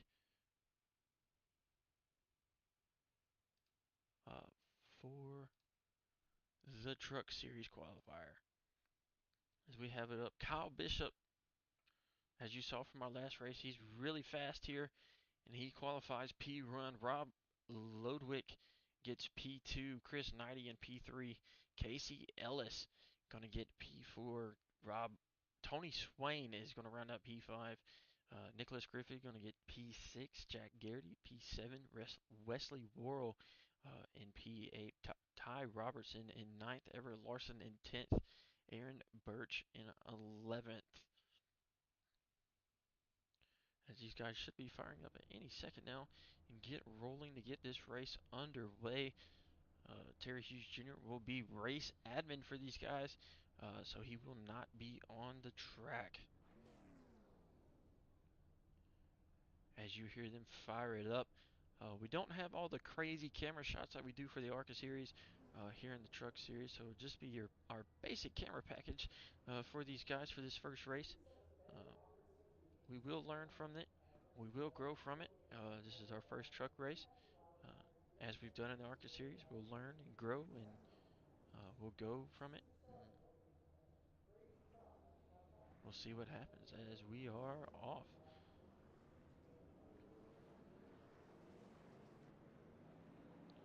As we pull our weather up here, weather temperature has dropped dramatically from our race earlier. We're down to 79 degrees, no wind, it's partly cloudy, and it is 54% humidity. Let's see if we can't get our track temp up. Track temp has dropped to 84 degrees over the 109 these guys raced earlier. As everybody is ready to go, it looks like lights are off on the pace car. We should be getting ready to roll here. Kyle Bishop in that 37 DeWalt.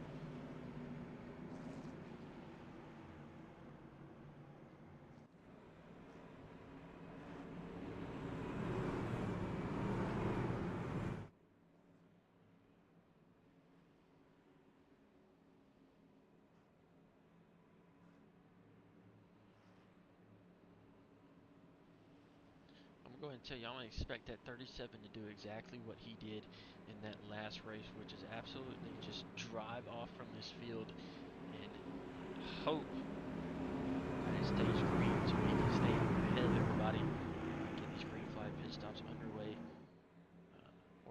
wants it to go short. But as we are green here from Charlotte for the Truck Series qualifier, as Kyle Bishop is absolutely rolling. As Aaron Birch had to start the pits.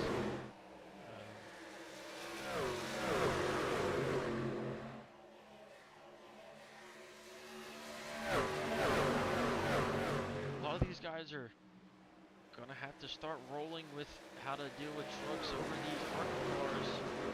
They're completely different. You see Kyle Bishop is not having an issue with it. Rob Lodwick is still in P2. You see Casey Ellis. Looks like we have our first caution of the race already. Didn't even really get rolling there. Let's go ahead and back it up and see what we have going.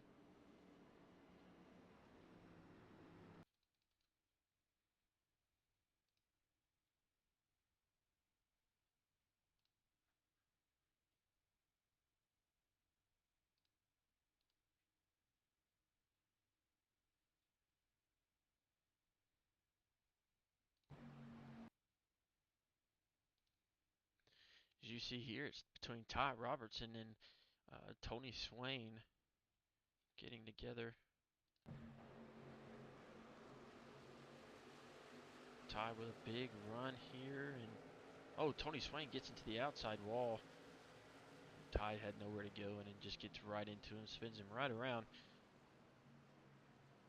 Really nowhere for Ty to go as he's going to bring it down, get some of that damage fixed, maybe top off some fuel as Everett Larson brings it down as well. As Wesley Worrell, Jack Garrity, Aaron Birch, and Tony Swain. As Kyle Bishop is going to still lead your field here.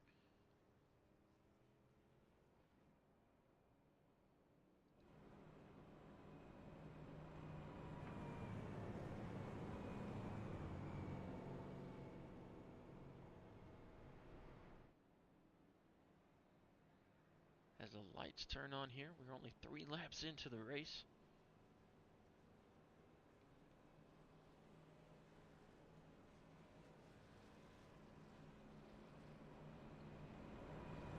So these guys really don't have to deal with anything, big track changes or anything like that. That's already really happened with these guys,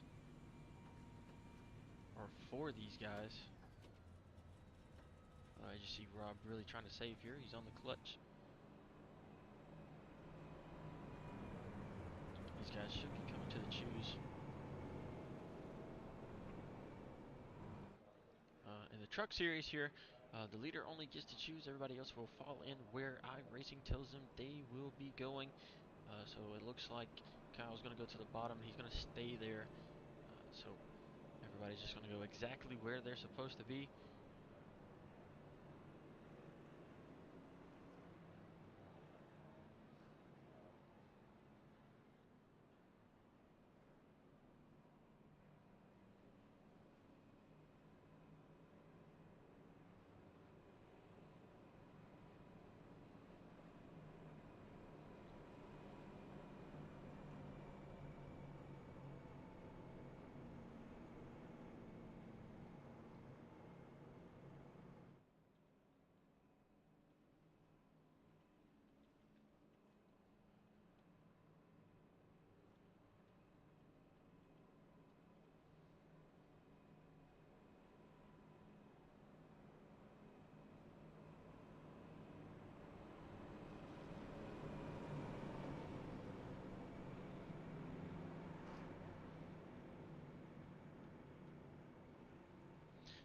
Notice here our overlays didn't change from the ARCA to truck, so I just reloaded those for you, ladies and gentlemen. So I should say Truck Series for y'all now. As we're getting ready to go green here, 4 laps into the race, getting to our 5th lap. Here we go. Kyle Bishop going to bring it into the restart zone, and he is off. He's going to get a big jump here from these guys. He's absolutely just going to drive away. At 35, Toyota is fast. He is almost already half a second, or is half a second everybody else. As you see a big fan of back here in the back. You have Everett Larson back here. He is extremely fast in trucks. He does love Charlotte Motor Speedway, but he's tied up back here with some of the slower guys that might be trying to save a little bit for the longer run. He's just going to try to get around them. And Ty Robertson has absolutely no issue just getting around these guys here early. Chris Knight's up. He's actually down a couple spots earlier in the race.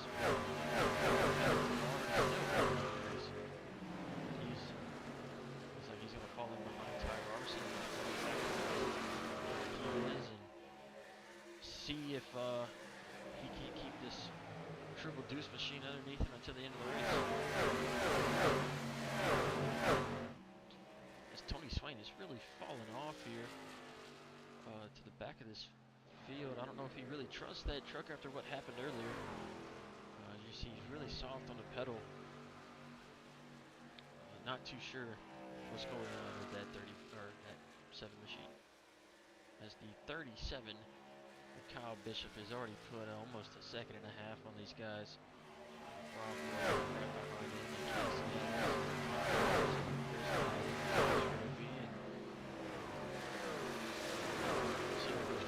They're just rounding that top side out. He is really starting to speed up here. Really probably starting to irritate Everett Larson.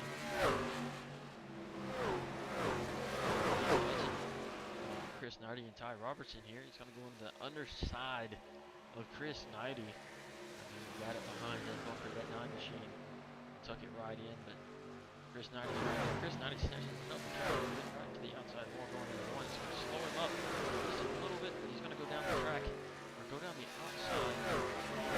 Should be good. Nicholas Griff is going to keep it down to the bottom. Same exact position during the ARCA race that put him in that first caution.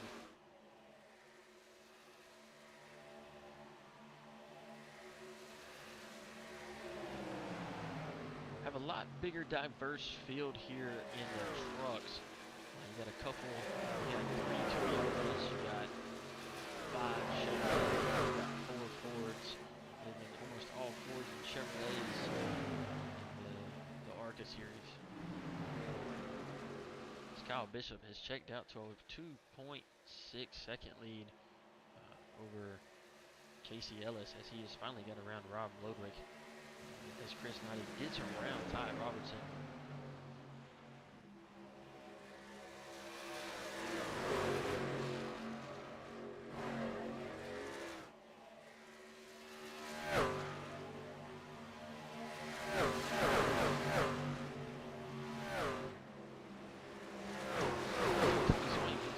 Down pit road here. Looks like he might still be having some issues with that 7 truck.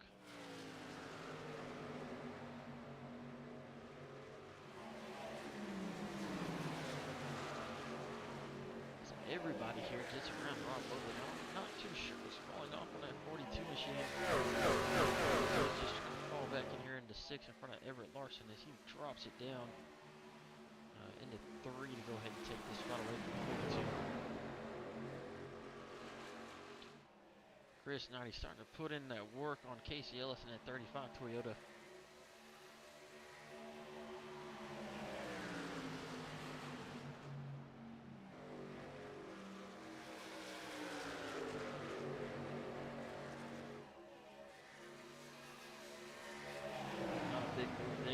Makes it around the 35, and here comes Ty Robertson in 3 and 4. He's going to try to make a move on the 35 with Casey Ellis. Not too sure he's going to get to that rear bumper. He didn't, so it's going to have to make it another lap or 2. He's probably just going to save a little bit. You see some of these guys have different windshield banners and stuff on their trucks. Truck series isn't fully out, so it really doesn't matter. Some of these guys are running paint schemes from different leagues. Looks like there's not looks like there's going to be a caution, ladies and gentlemen. Let's see what happened there. Looks like Rob Lodwick slow on the back.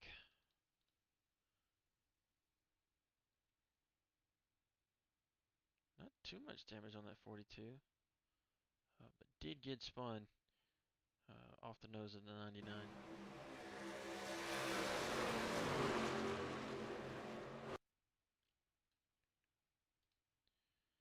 Look up here from the blimp cam. Let's see exactly what happened between these two. 99 goes low, 42 goes low. Looks like the 99 starts going up the track. 42 looks like he starts going up the track. 99 starts cutting it back down. 42 cuts it right back down, and they collect each other. So I mean, it looks like a little game of blocking that just ended up turning the 42 there.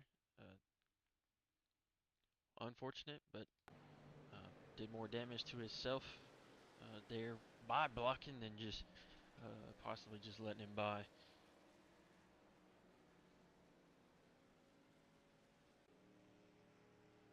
We jump up here to Kyle Bishop. He is not too happy to see that caution come out. He had a decent lead there. He did not want to see that caution come out because it bunches everybody back up. Definitely expect to see a couple guys come down and get fuel. Not too sure about tires. Definitely fuel here to stretch it. Chris Knighty stays out with Kyle Bishop, Casey Ellis, Ty Robertson, Everett Larson, Nicholas Griffey, Aaron Birch, Wesley Worrell, Jack Garrity, Rob Lodwick, all bring it down pit road. So the two guys that stayed out there are going to be in for a hurting from these guys, with them two having to going to be on older tires, which is going to be 16 laps versus these new tires. We're not too sure. It looks like Ty Robertson just got gas along with Casey Ellis. Wesley Warlock, he got tires. Everett Larson, like he got tires. Jack Garrity got tires. Along with everybody else here. Rob Lodwick going to get some.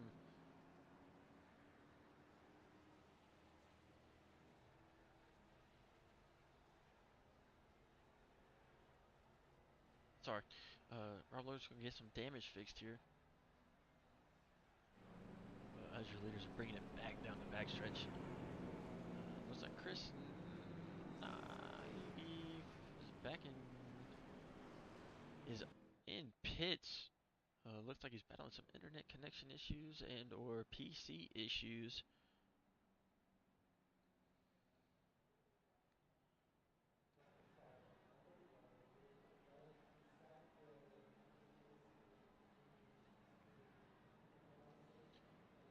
37 of Kyle Bishop looks like he's going to choose the inside line again here. As I was talking about, some of these guys have different windshield banners than the Sunoco because they're in different leagues. These trucks do not have the Run Our League banner as of right now. This is just a qualifier. So our league racing has not officially started.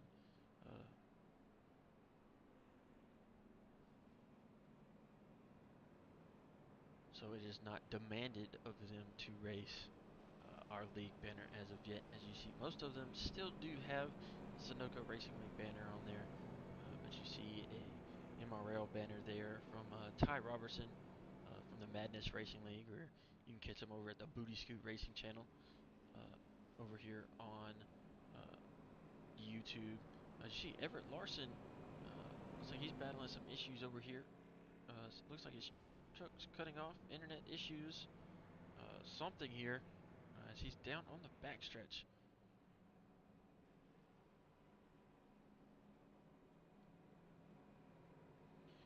Kyle, we are doing a couple more pace laps, it appears.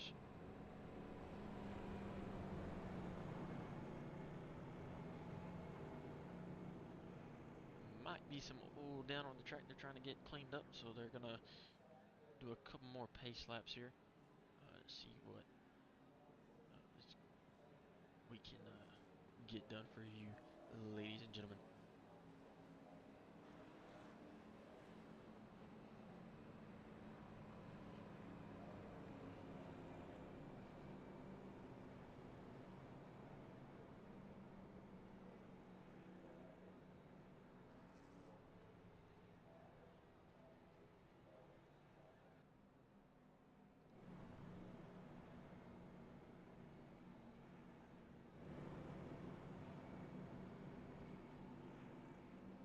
see Everett Larson is back up here in the 5th position, I believe. Yes, 5th position. So it looks like he's got everything worked out as the lights are still on the pace car.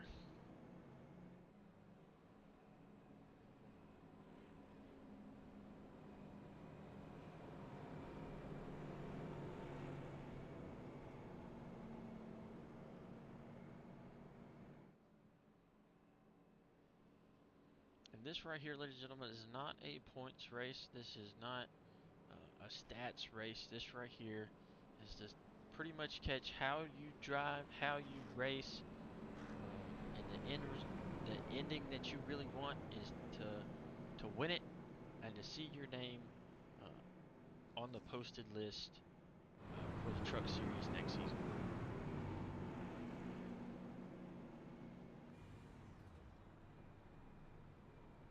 Kyle Bishop's trying to save some fuel here on these caution laps.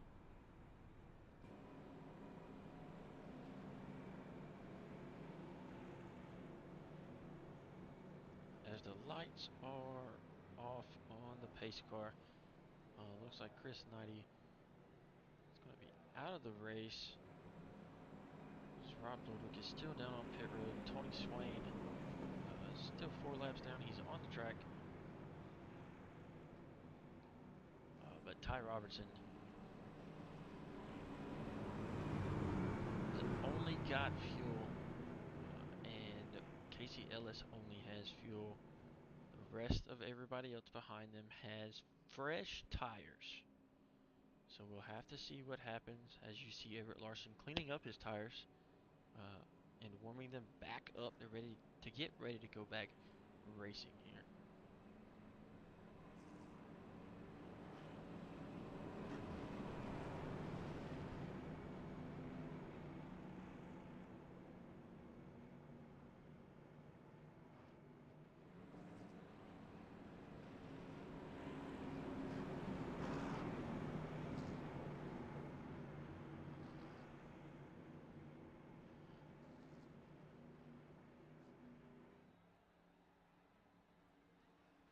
Kyle Bishop's getting ready to bring us back into the Echo Park restart zone under the lights here at Charlotte, North Carolina. And he is off. He gets a good jump there. And he is going to clear Ty Robertson. Single file out here throughout the pack. Outside line. Yep, Wesley Worrell is going to get caught by the 99. Side draft. He's going to keep his nose right there on the inside. It's not going to last very long. And the rest of the world drives it in there. See, goes underneath Casey Ellis there, and he's going to get the spot. Looks like Casey Ellis might have gotten to the wall a little hard there. The exit.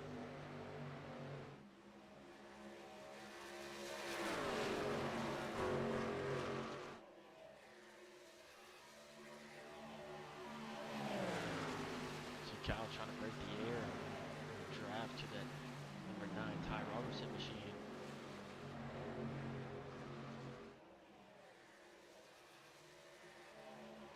These two are really starting to pull away here.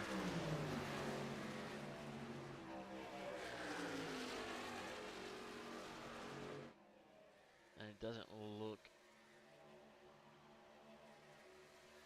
Wouldn't say it doesn't look like the 37 has anything for Ty Robertson, but they are on the exact same set of tires.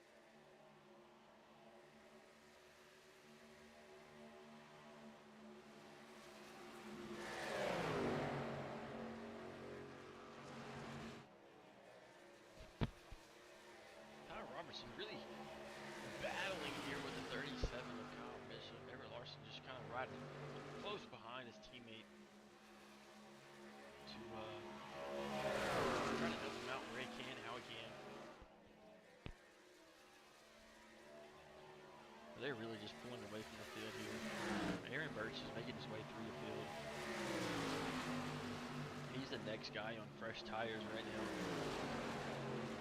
See if we can't pull up our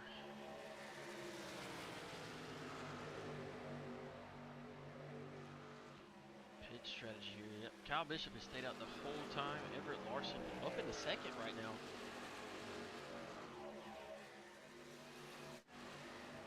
As he gets around Ty Robertson. Everett Larson pitted.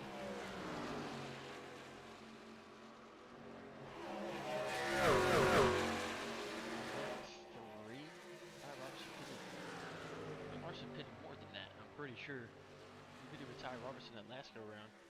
Maybe just a glitch in the system here. Ty Robertson has pitted twice on lap 4, lap 15. Aaron Birch has pitted on lap 1, or he didn't pit on lap 1, he had to come out on pits on lap 1. Sorry, early field, that early caution helped him out. On lap 15. Pitted on lap 15. Ellis on lap 15.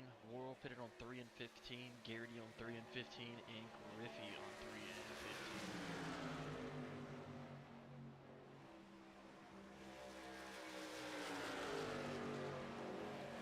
15. So Everett Larson right now, as Kyle Bishop tries to break that air going into 3. Everett Larson might be pushing a little hard. I'm pretty sure his owner of Ty Robertson is telling him to back it off a little bit. Don't go too crazy. Because he's pretty sure that Everett Larson took tires on that last pit stop when they were told to not to try to save a set for later in the race. Because these guys only have 2 sets of tires here. Here in the Truck Series. And then the 3 that they have in the ARCA Series, and there are no fast repairs. But you see him get tight there out of 4, which is going to allow that 37 to drive off. As we jump back here to Aaron Birch, who's really put a gap between him and Casey Ellis. He's really starting to close that gap down on Ty Robertson. Aaron Birch is the fastest car on the track that last lap by, I want to say, a couple of tenths there, half a second. That last lap, he was half a second faster. This time, he is only 3 tenths faster, so he's catching your leaders here. He just needed to work his way through that lap traffic, so he's definitely got some fresh tires on that F-150. Jump back here to Casey Ellis. He didn't take tires on that last stop, just like Ty Robertson, so he's just kind of riding around here on this long run, just topped off on fuel, trying to save as many sets of tires as he can for this long run. As we jump back here to Jack Garrity, he's really far behind everybody. He's 3 behind Casey, 3 seconds behind Casey Ellis, and he is 7 seconds behind your leader, Kyle Bishop. Definitely way different than the ARCA cars, and he's finding it out the hard way right now. Along with Nicholas Griffey, as he blinks in and out here. Hopefully we can catch him. There it is. As he is way off the pace, 15 seconds behind Kyle Bishop and 7 seconds behind Jack Garrity. He's catching Jack Garrity, but that's all he's catching. Jump back here to Tony Swain, who is currently riding behind. He's riding behind Casey Ellis, but he's currently finishing in the 9th position, 4 laps there. Then you jump down here to Chris Knighty, who's back on track in the 10th position. He's down 7 spots from where he started. He's one of the faster cars on the track right now. The only one he is slower than would be Aaron Birch. He's not that much slower than Aaron Birch. He is a 1,000th of a second slower than Aaron Birch that last lap. So he is definitely on his way. But he's got to pass the whole field 4 times to make his way up to the front. As he moves up into the 9th position as Wesley Worrell brings it down pit road and has parked it. Not too sure what's going on with that number 13 Toyota from Outlaws Motorsports. We'll have to see what's going on with him later in the race. As we jump back up here, to Kyle Bishop, Ty Robertson, Everett Larson. Everett Larson's fallen off. And look who has caught them, ladies and gentlemen. You have Aaron Birch making his way up here on them fresh tires. You have Rob Lodwick behind him in the 11th position, who is 8 laps down, but he's got his truck fully repaired, and it is fast. These two riding side by side is going to let the leaders, Kyle Bishop and Ty Robertson, pull away, but these guys get single filed out, and then the two leaders get side by side.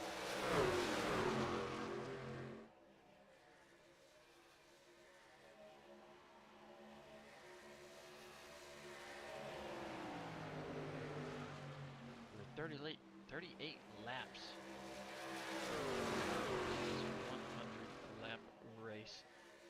So it's gonna momentum to swap either way, but it's really gonna demand saving tires, who has the fuel, who makes the right move at the right time, who doesn't overdrive it.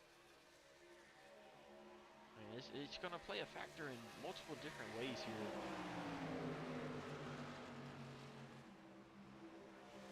As Everett's still the top of the ball here, but he brings it down a lane on the exit. That might give him a little bit of a run, but some 37 Bishop looks here to the 9 truck of Ty Robertson.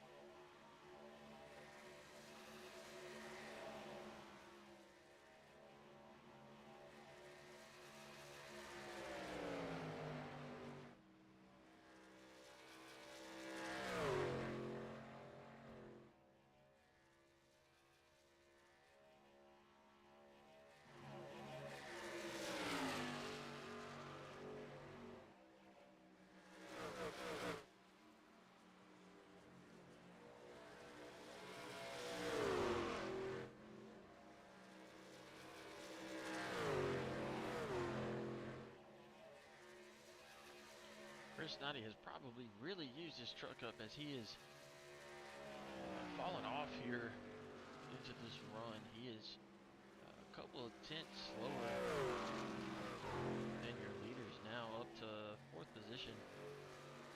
He is that last lap. We'll wait and see here how many tenths he's off this coming up lap. Like he is now 2 tenths to 3 tenths off each leader coming up here a lap.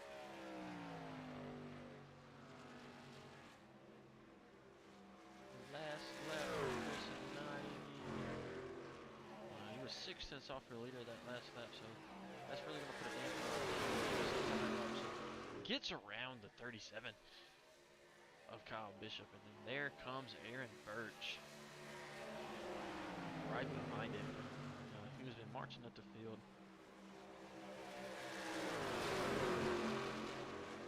But Aaron on them newer tires, but the real question is, how much is he worried about trying to catch this pack of leaders and then trying to pass everybody as well?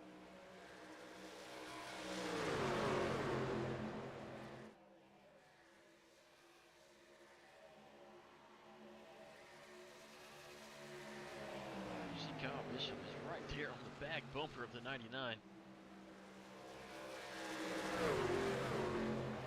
Gets around a run on the top side, and he's clear.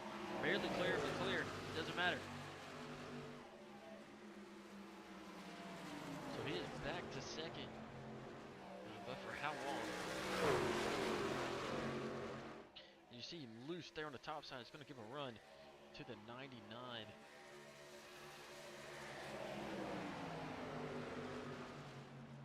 Not enough of a run to get clear as Ty Robertson really he's pulled out a half a second lead over these guys. Everett Larson, big loose. He's on the exit exit of 2. As you see right there, Wesley Royal back out on track. Not too sure what's wrong with that 13. He's back out here. Has a 99, big loose out of 4. He saves it. He's back out here on track after cutting the grass there. Not too sure how much dirt and debris is gonna cause an issue there on the in the tri-oval as everybody's turning through there. We'll jump up here with Ty Robertson and see how it affects him as he goes through the tri-oval.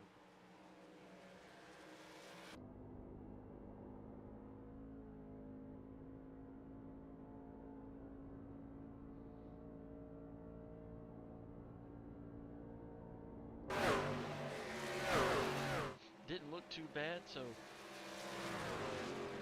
everything should be good. Here's Wesley Royal, fresh tires and everything here. She's going to come around Ty Robertson. Should be rather easily as Kyle Bishop is down on pit lane for his first pit stop of the night here at lap 47.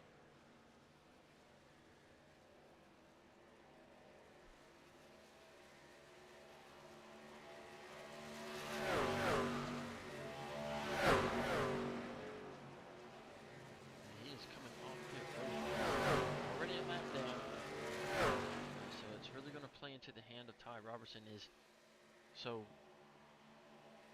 he going to be able to save is really going to be the question here. Kyle Bishop. Is Kyle Bishop going to be able to save enough tire and fuel with over 50 laps still to go?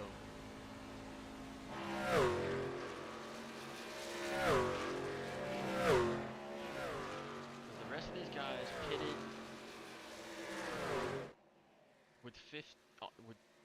on lap 15, so they can still go another 15 laps here and be plenty good on fuel to make it to the end.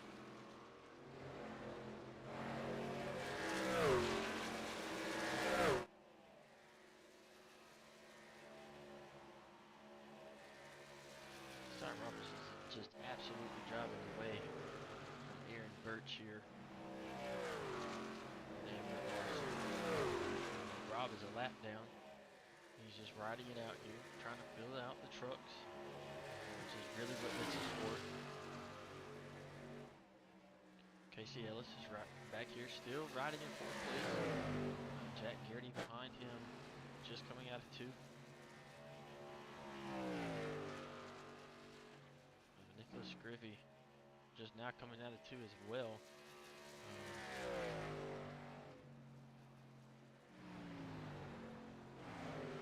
Kyle Bishop trying to get around these guys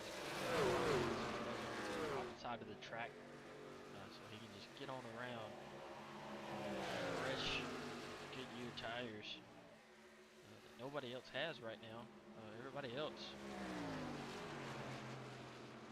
is either on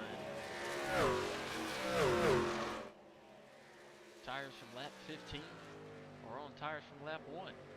So either 52 lap old tires or like 43 lap old tires.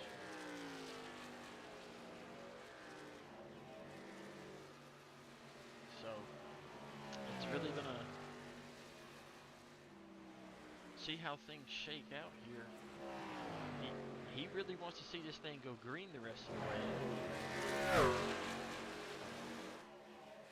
Until he gets back on the lead lap or wait till everybody starts pitting. He can lap them. He might not. So it's really gonna be a big toss-up on what's gonna happen as he's gonna catch Everett Larson coming up here. Everett's just gonna glide up to the top of the track and give the 37 the bottom. Rob Lodwick is the next guy in line here for 37.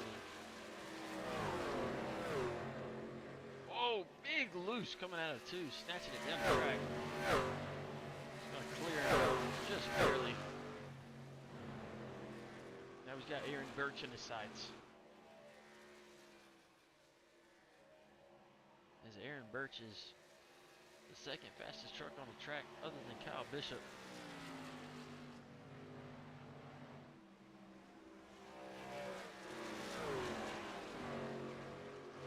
The question is, when are we going to start seeing brewers pit? They pit now, they can 100% make it on fuel the rest of the race.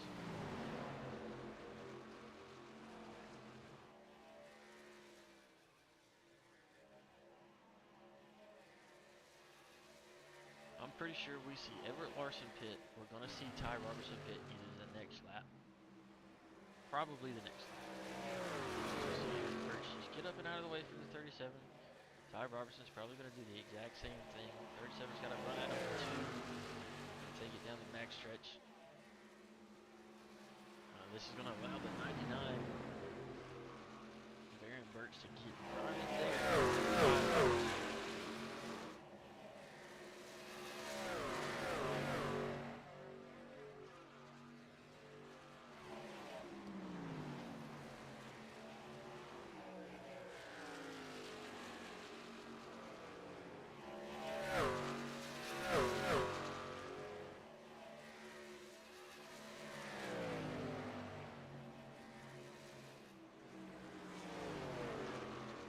Ty's going to start changing his lineup a little bit for that 99. I'm pretty sure to start trying to cut the air off to him.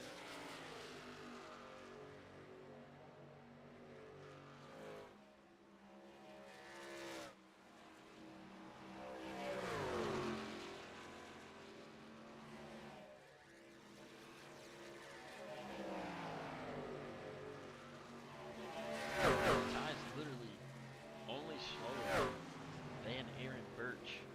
Of course, Kyle Bishop is only put on fresh tires right now.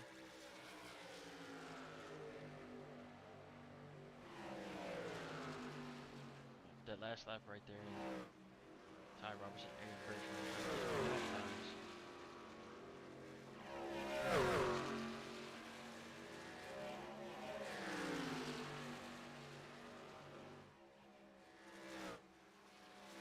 These guys should have roughly 5 laps of fuel, probably 6 or 7.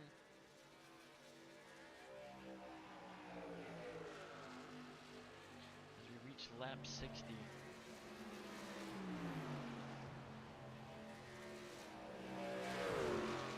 Aaron Birch sticks his nose underneath Ty Robertson, but doesn't get there.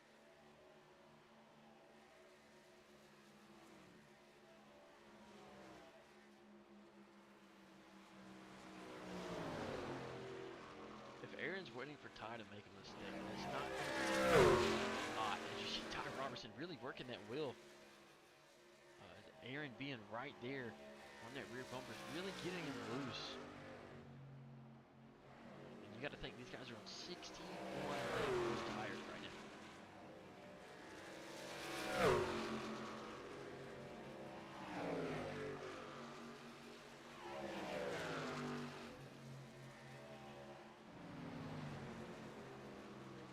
Back here to Everett Larson, who has really fallen off on this long run.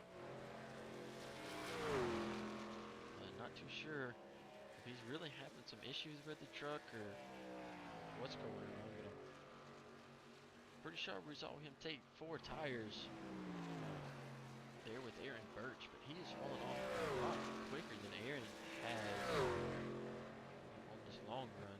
As you see, Nicholas Griffey is coming. Nicholas Griffey slides it down pit road. He's really going to have to get it back going here. As he goes a lap down, and he's going to lose a lot of time.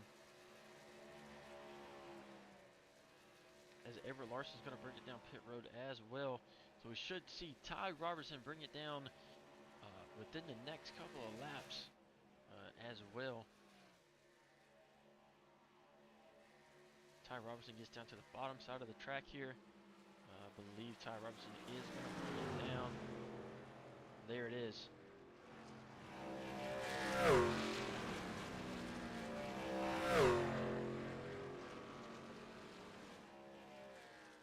So Aaron Birch takes over the race lead.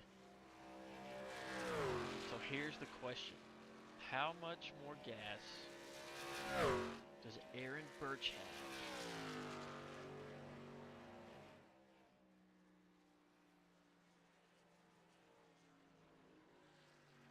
Not much more because he's bringing it down now. Only one lap later.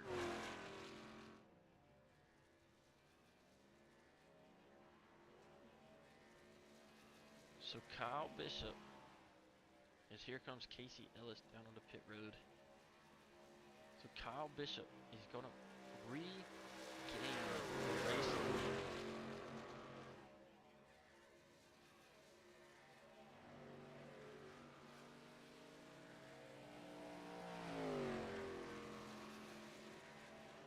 Yes, he is. He's not going to have enough quite yet to get Ty Robertson. He's in between some lap traffic.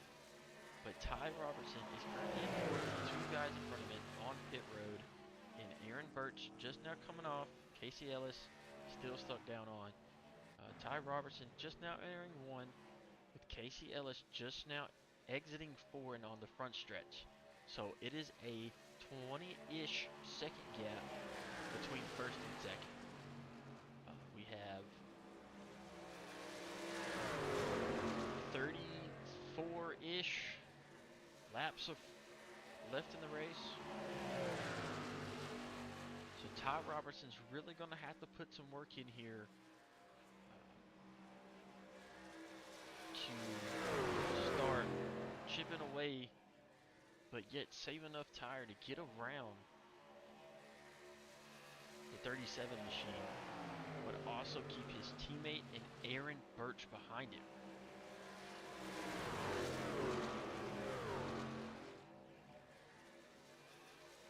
I mean, he's already clicked on 2 seconds to Kyle Bishop.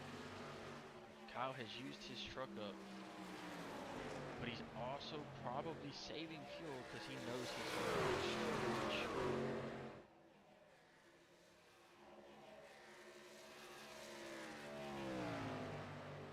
Ty Robertson has 3 seconds, 3.5 seconds over Everett Larson.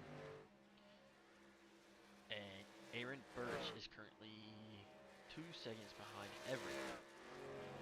So this is going to be, as Everett Larson sets the fastest lap of the race with a 30.47. Wow. So Everett Larson is on the move right now to go catch his teammate, but he needs to make sure he saves enough fuel and tire to make it to the end. I'm pretty sure he's got enough fuel. He's got to save those tires. As it looks like Rob Lodwick spins her down on the pit road. As we hear over the radio that he was telling his team he's sorry. He dropped it down to second on accident. Coming down on the pit road. He thought he was slower than he was and dropped it down, and it shattered the rear tires and spun him out.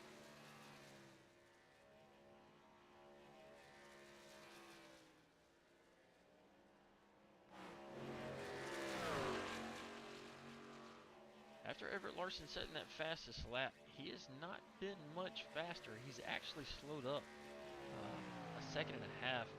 And Aaron Birch is currently maintaining fastest car on the track.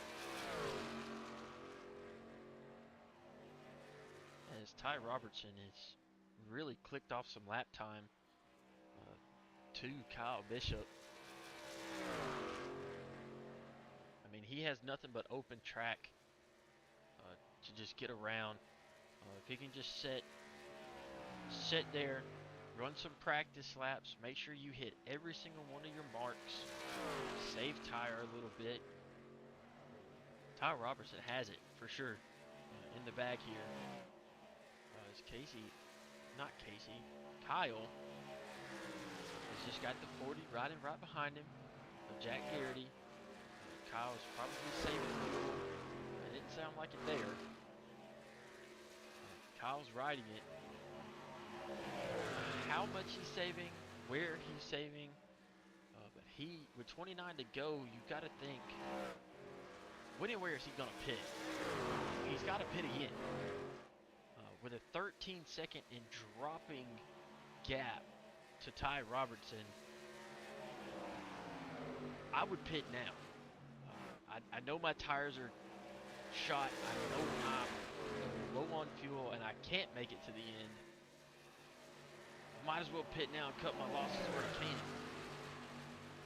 Because right now you have the 40 of Jack Garrity fighting you side by side, and then you have here comes Chris Knighty behind him. So they're just going to sit here and slow you down as well.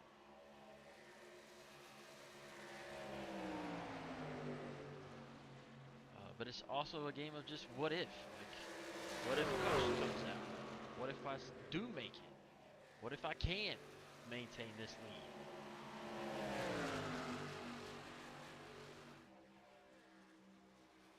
So you just never know. Me personally, erring on the side of caution, I would definitely pit now with that gap closing down, now down to 11.9 seconds. With only 26 left to go. With him being able to click off lap times like he was earlier in the race, I would 100% go ahead and pit and give it the beans after pitting.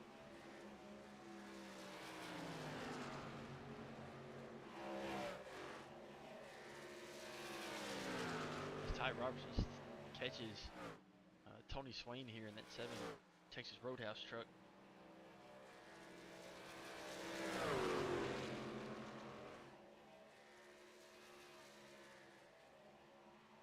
Ty's just maintaining what he can of a perfect line as he blinks out here. Saving what he can, just riding where he's at. As Everett Larson and Aaron Burch really battle here. This right here is really going to slow him down to catch Ty Robertson. They were starting to catch Ty, but not anymore. So Aaron gets around pretty cleanly, blocks the nose with that 1 machine, the 0-1 machine. Getting back around on the inside.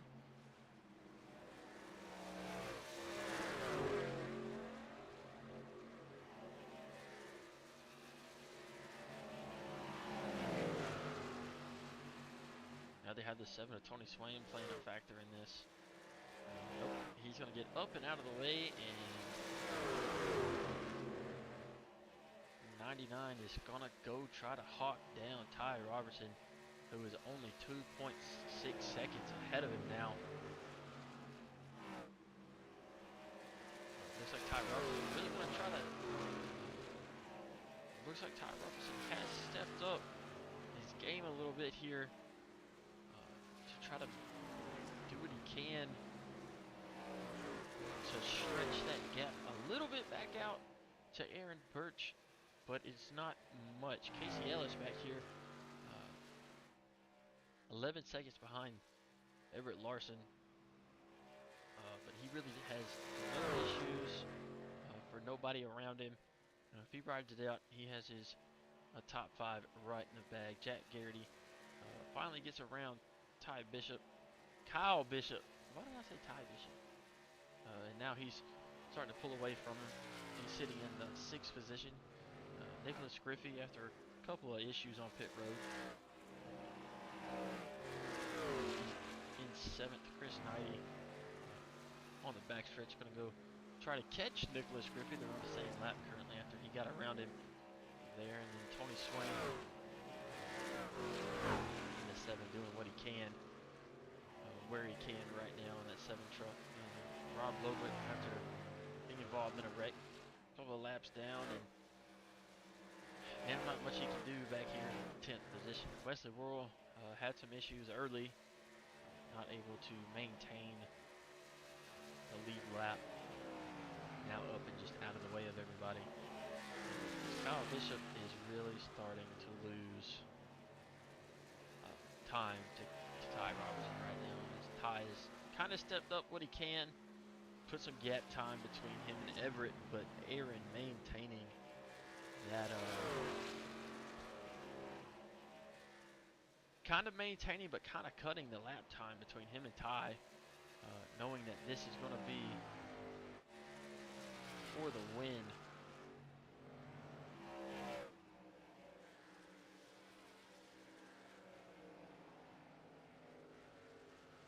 As they are only a straightaway from each other.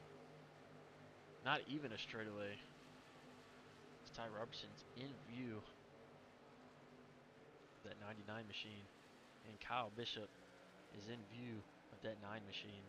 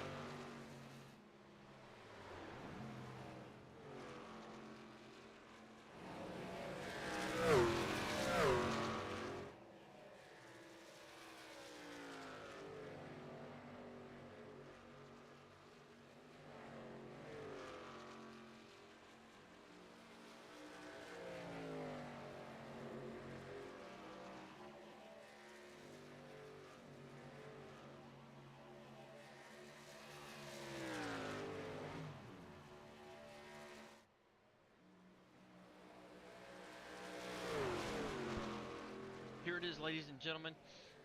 The battle for the race win right here with 13 laps to go. Does Kyle Bishop have anything at all for the 9 of Ty Robertson? Is he going to even attempt?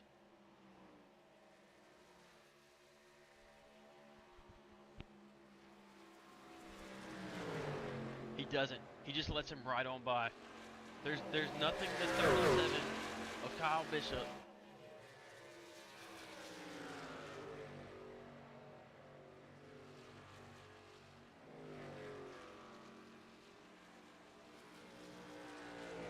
I mean, it looks like he's attempting to give it a little bit more than he can, but I mean, Ty's already there. Ty can literally go. Ty has fuel to get it to the end, but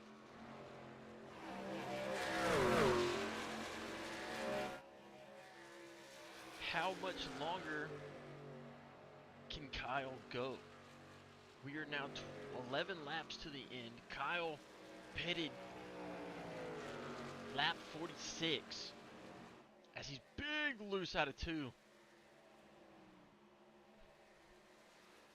He pitted on lap 46, and how much longer is he able to go before he can come down pit road as he brings it down right now and gives up every position that he has worked for right here? As Ty Robertson is now going to sit here with a 2.3 second lead over Aaron Birch and a almost 5 second lead over Everett Larson. Casey Ellis is going to come in, not come in fourth, but he's in fourth currently. Passes Kyle Bishop in pits.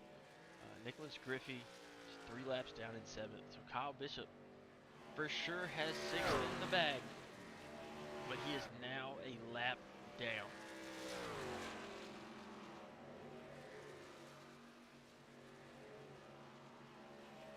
If there was a caution, he'd get his lap back and he's on fresh tires. But your leader of Ty Robertson has an extra set. I don't believe anyone else other than Casey Ellis has an extra set in the bag. If there's a caution between now and the checkered flag. Ty Robertson doesn't want to see that. He has what he wants right here, right now. He wants to see this thing run out green. He's great on these long green flag runs because of what you just saw. Aaron Birch has given it everything he had, and he is sitting here trying to maintain the time between him and Ty. He's caught him ish, and he's used up all the tire that he's had between traffic and just trying to catch Ty, and now he's just losing time. Everett Larson has fell back to 5 seconds to your leader. He's managing what he can to the end. He looks a lot loose right now. Casey Ellis wasn't 100% happy with his truck, but he's 100% happy with how the race has turned out. He's happy over the radio. He's, as we've heard over the radio, he's like, he was telling the guys that they didn't come in here thinking the truck was going to be great. They didn't know how the race was going to be, but fourth isn't a bad day for the first race in the trucks here at Charlotte, especially after a long race in the ARCA cars today. Jack Garrity sitting in 5th right now, almost 30 seconds back from your leader, Ty Robertson. So Ty Robertson's literally right there from Jack Garrity.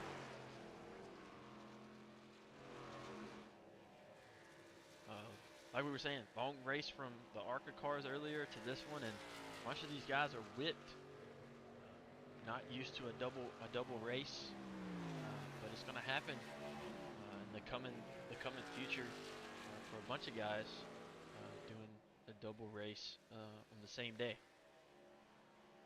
And then Kyle Bishop back out here making his way through the field, just passes Everett Larson. But he's a lap down, got to pass everybody again, but there's only 4 laps left. As you see, it looks like he's turned that brake bias all the way down, getting it as loose as he can get it to make these turns as quickly as he can without having to lift.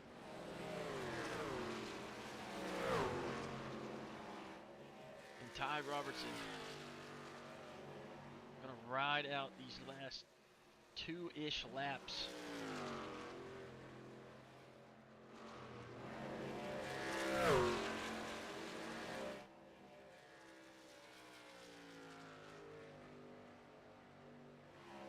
As he has that 2.5 second gap back to Aaron Birch. You see Aaron Birch just coming to your picture.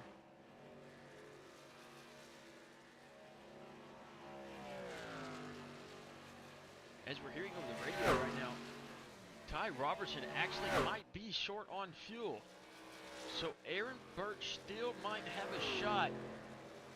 Ty said he might be short on fuel, but he said he's going to run it open till the end. As the white flag is waving, he said, I'm not lifting, I'm not going to give an inch. As Aaron Birch has really fell back to a 3.1. Aaron Birch might be out of gas or something back there. But Ty Robertson looking like he's going to win another one. Not looking like he is. It does look like he is out of gas at the line, but that gap was too significant for anyone to make up, even Aaron Birch.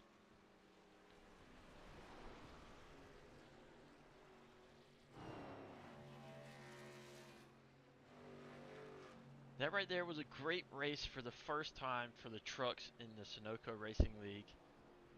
Couldn't have asked for a better one from these guys.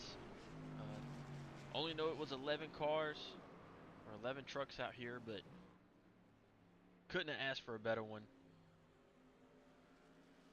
Definitely a long green flag run after some of these guys got it stacked up together. The first couple of laps that we had. Last caution was on lap 15.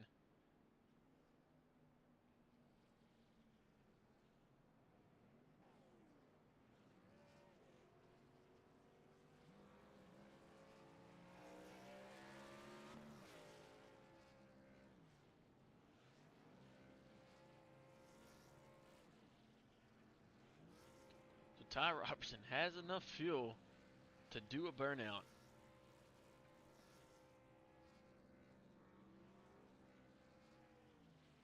And what a great win for that 9 team yet again. First one in the trucks. Ty Robertson's just a different guy when it comes to racing. He knows how to drive anything. He can get a couple of laps in. He definitely knows how to drive it. He almost collides with his teammate there of Everett Larson. So as we go down here, let's bring up our results. As everybody already knows what the results are. Ty Robertson wins another one. And then Aaron Birch coming in P2, Everett Larson P3, Casey Ellis getting the 4th place, Jack Garrity running up the top 5, Kyle Bishop getting in 6th after leading most of the race.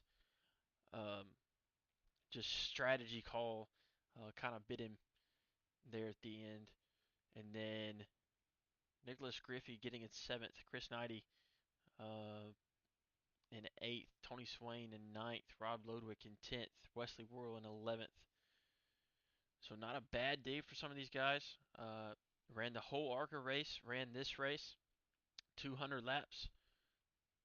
Some guys caught up in some crashes and then came out here and raced this. So, I mean, not a bad day for these guys, but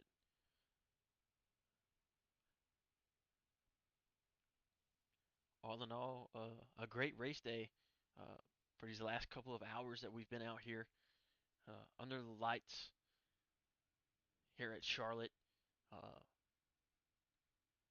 But for the ARCA series, it was the first race for the chase, and it's officially in the books. And the championship picture has already begun to take shape.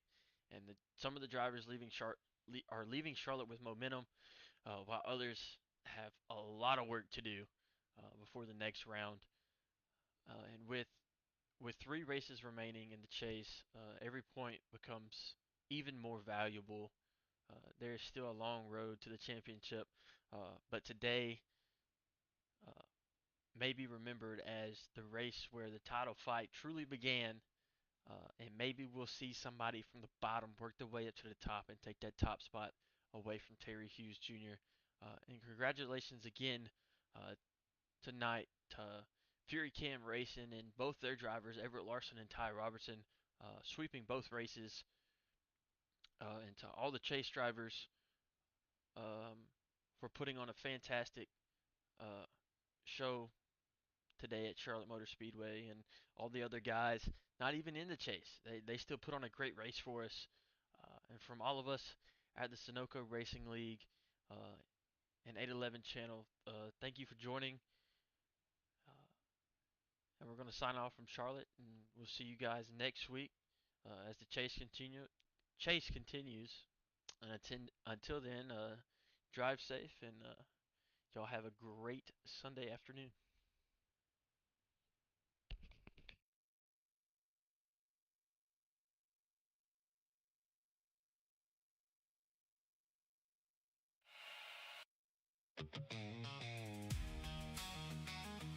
Boogity, boogity, boogity. Let's go, boys.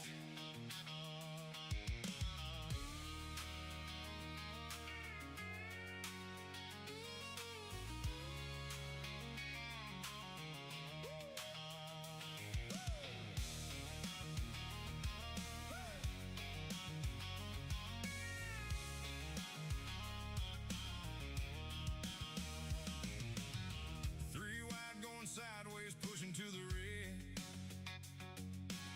Spun out 50 times, ain't dead yet. Trading paint, hitting marbles loose.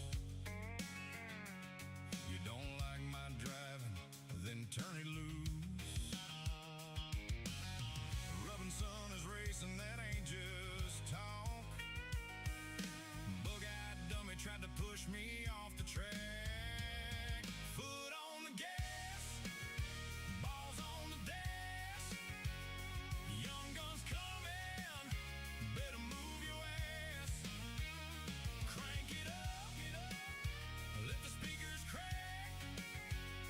I ain't lifting till I see God or a checkered flag.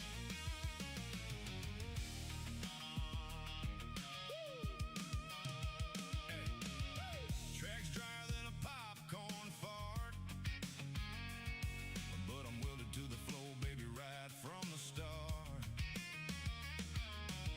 They call me Lucky Dog, 1 lap down. Watch me take the lead next time around. You wanna cause a big one, get out my way. This rig bucket of no, never mind what I say. Foot on the gas, balls on the dash. Young guns coming, better move your ass. Crank it up, let the speakers crack. I ain't lifting till I see God or a checkered flag. Yeah.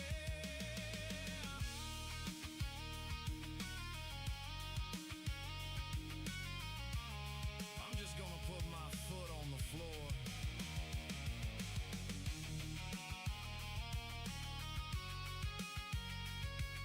And I'm not lifting till I see God or a flag. Foot on the gas, balls on the dash.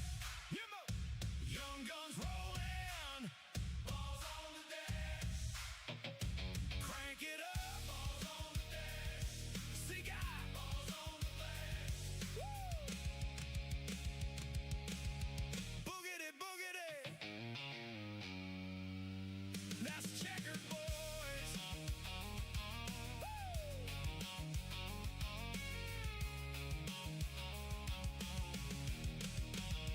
Black Hunt.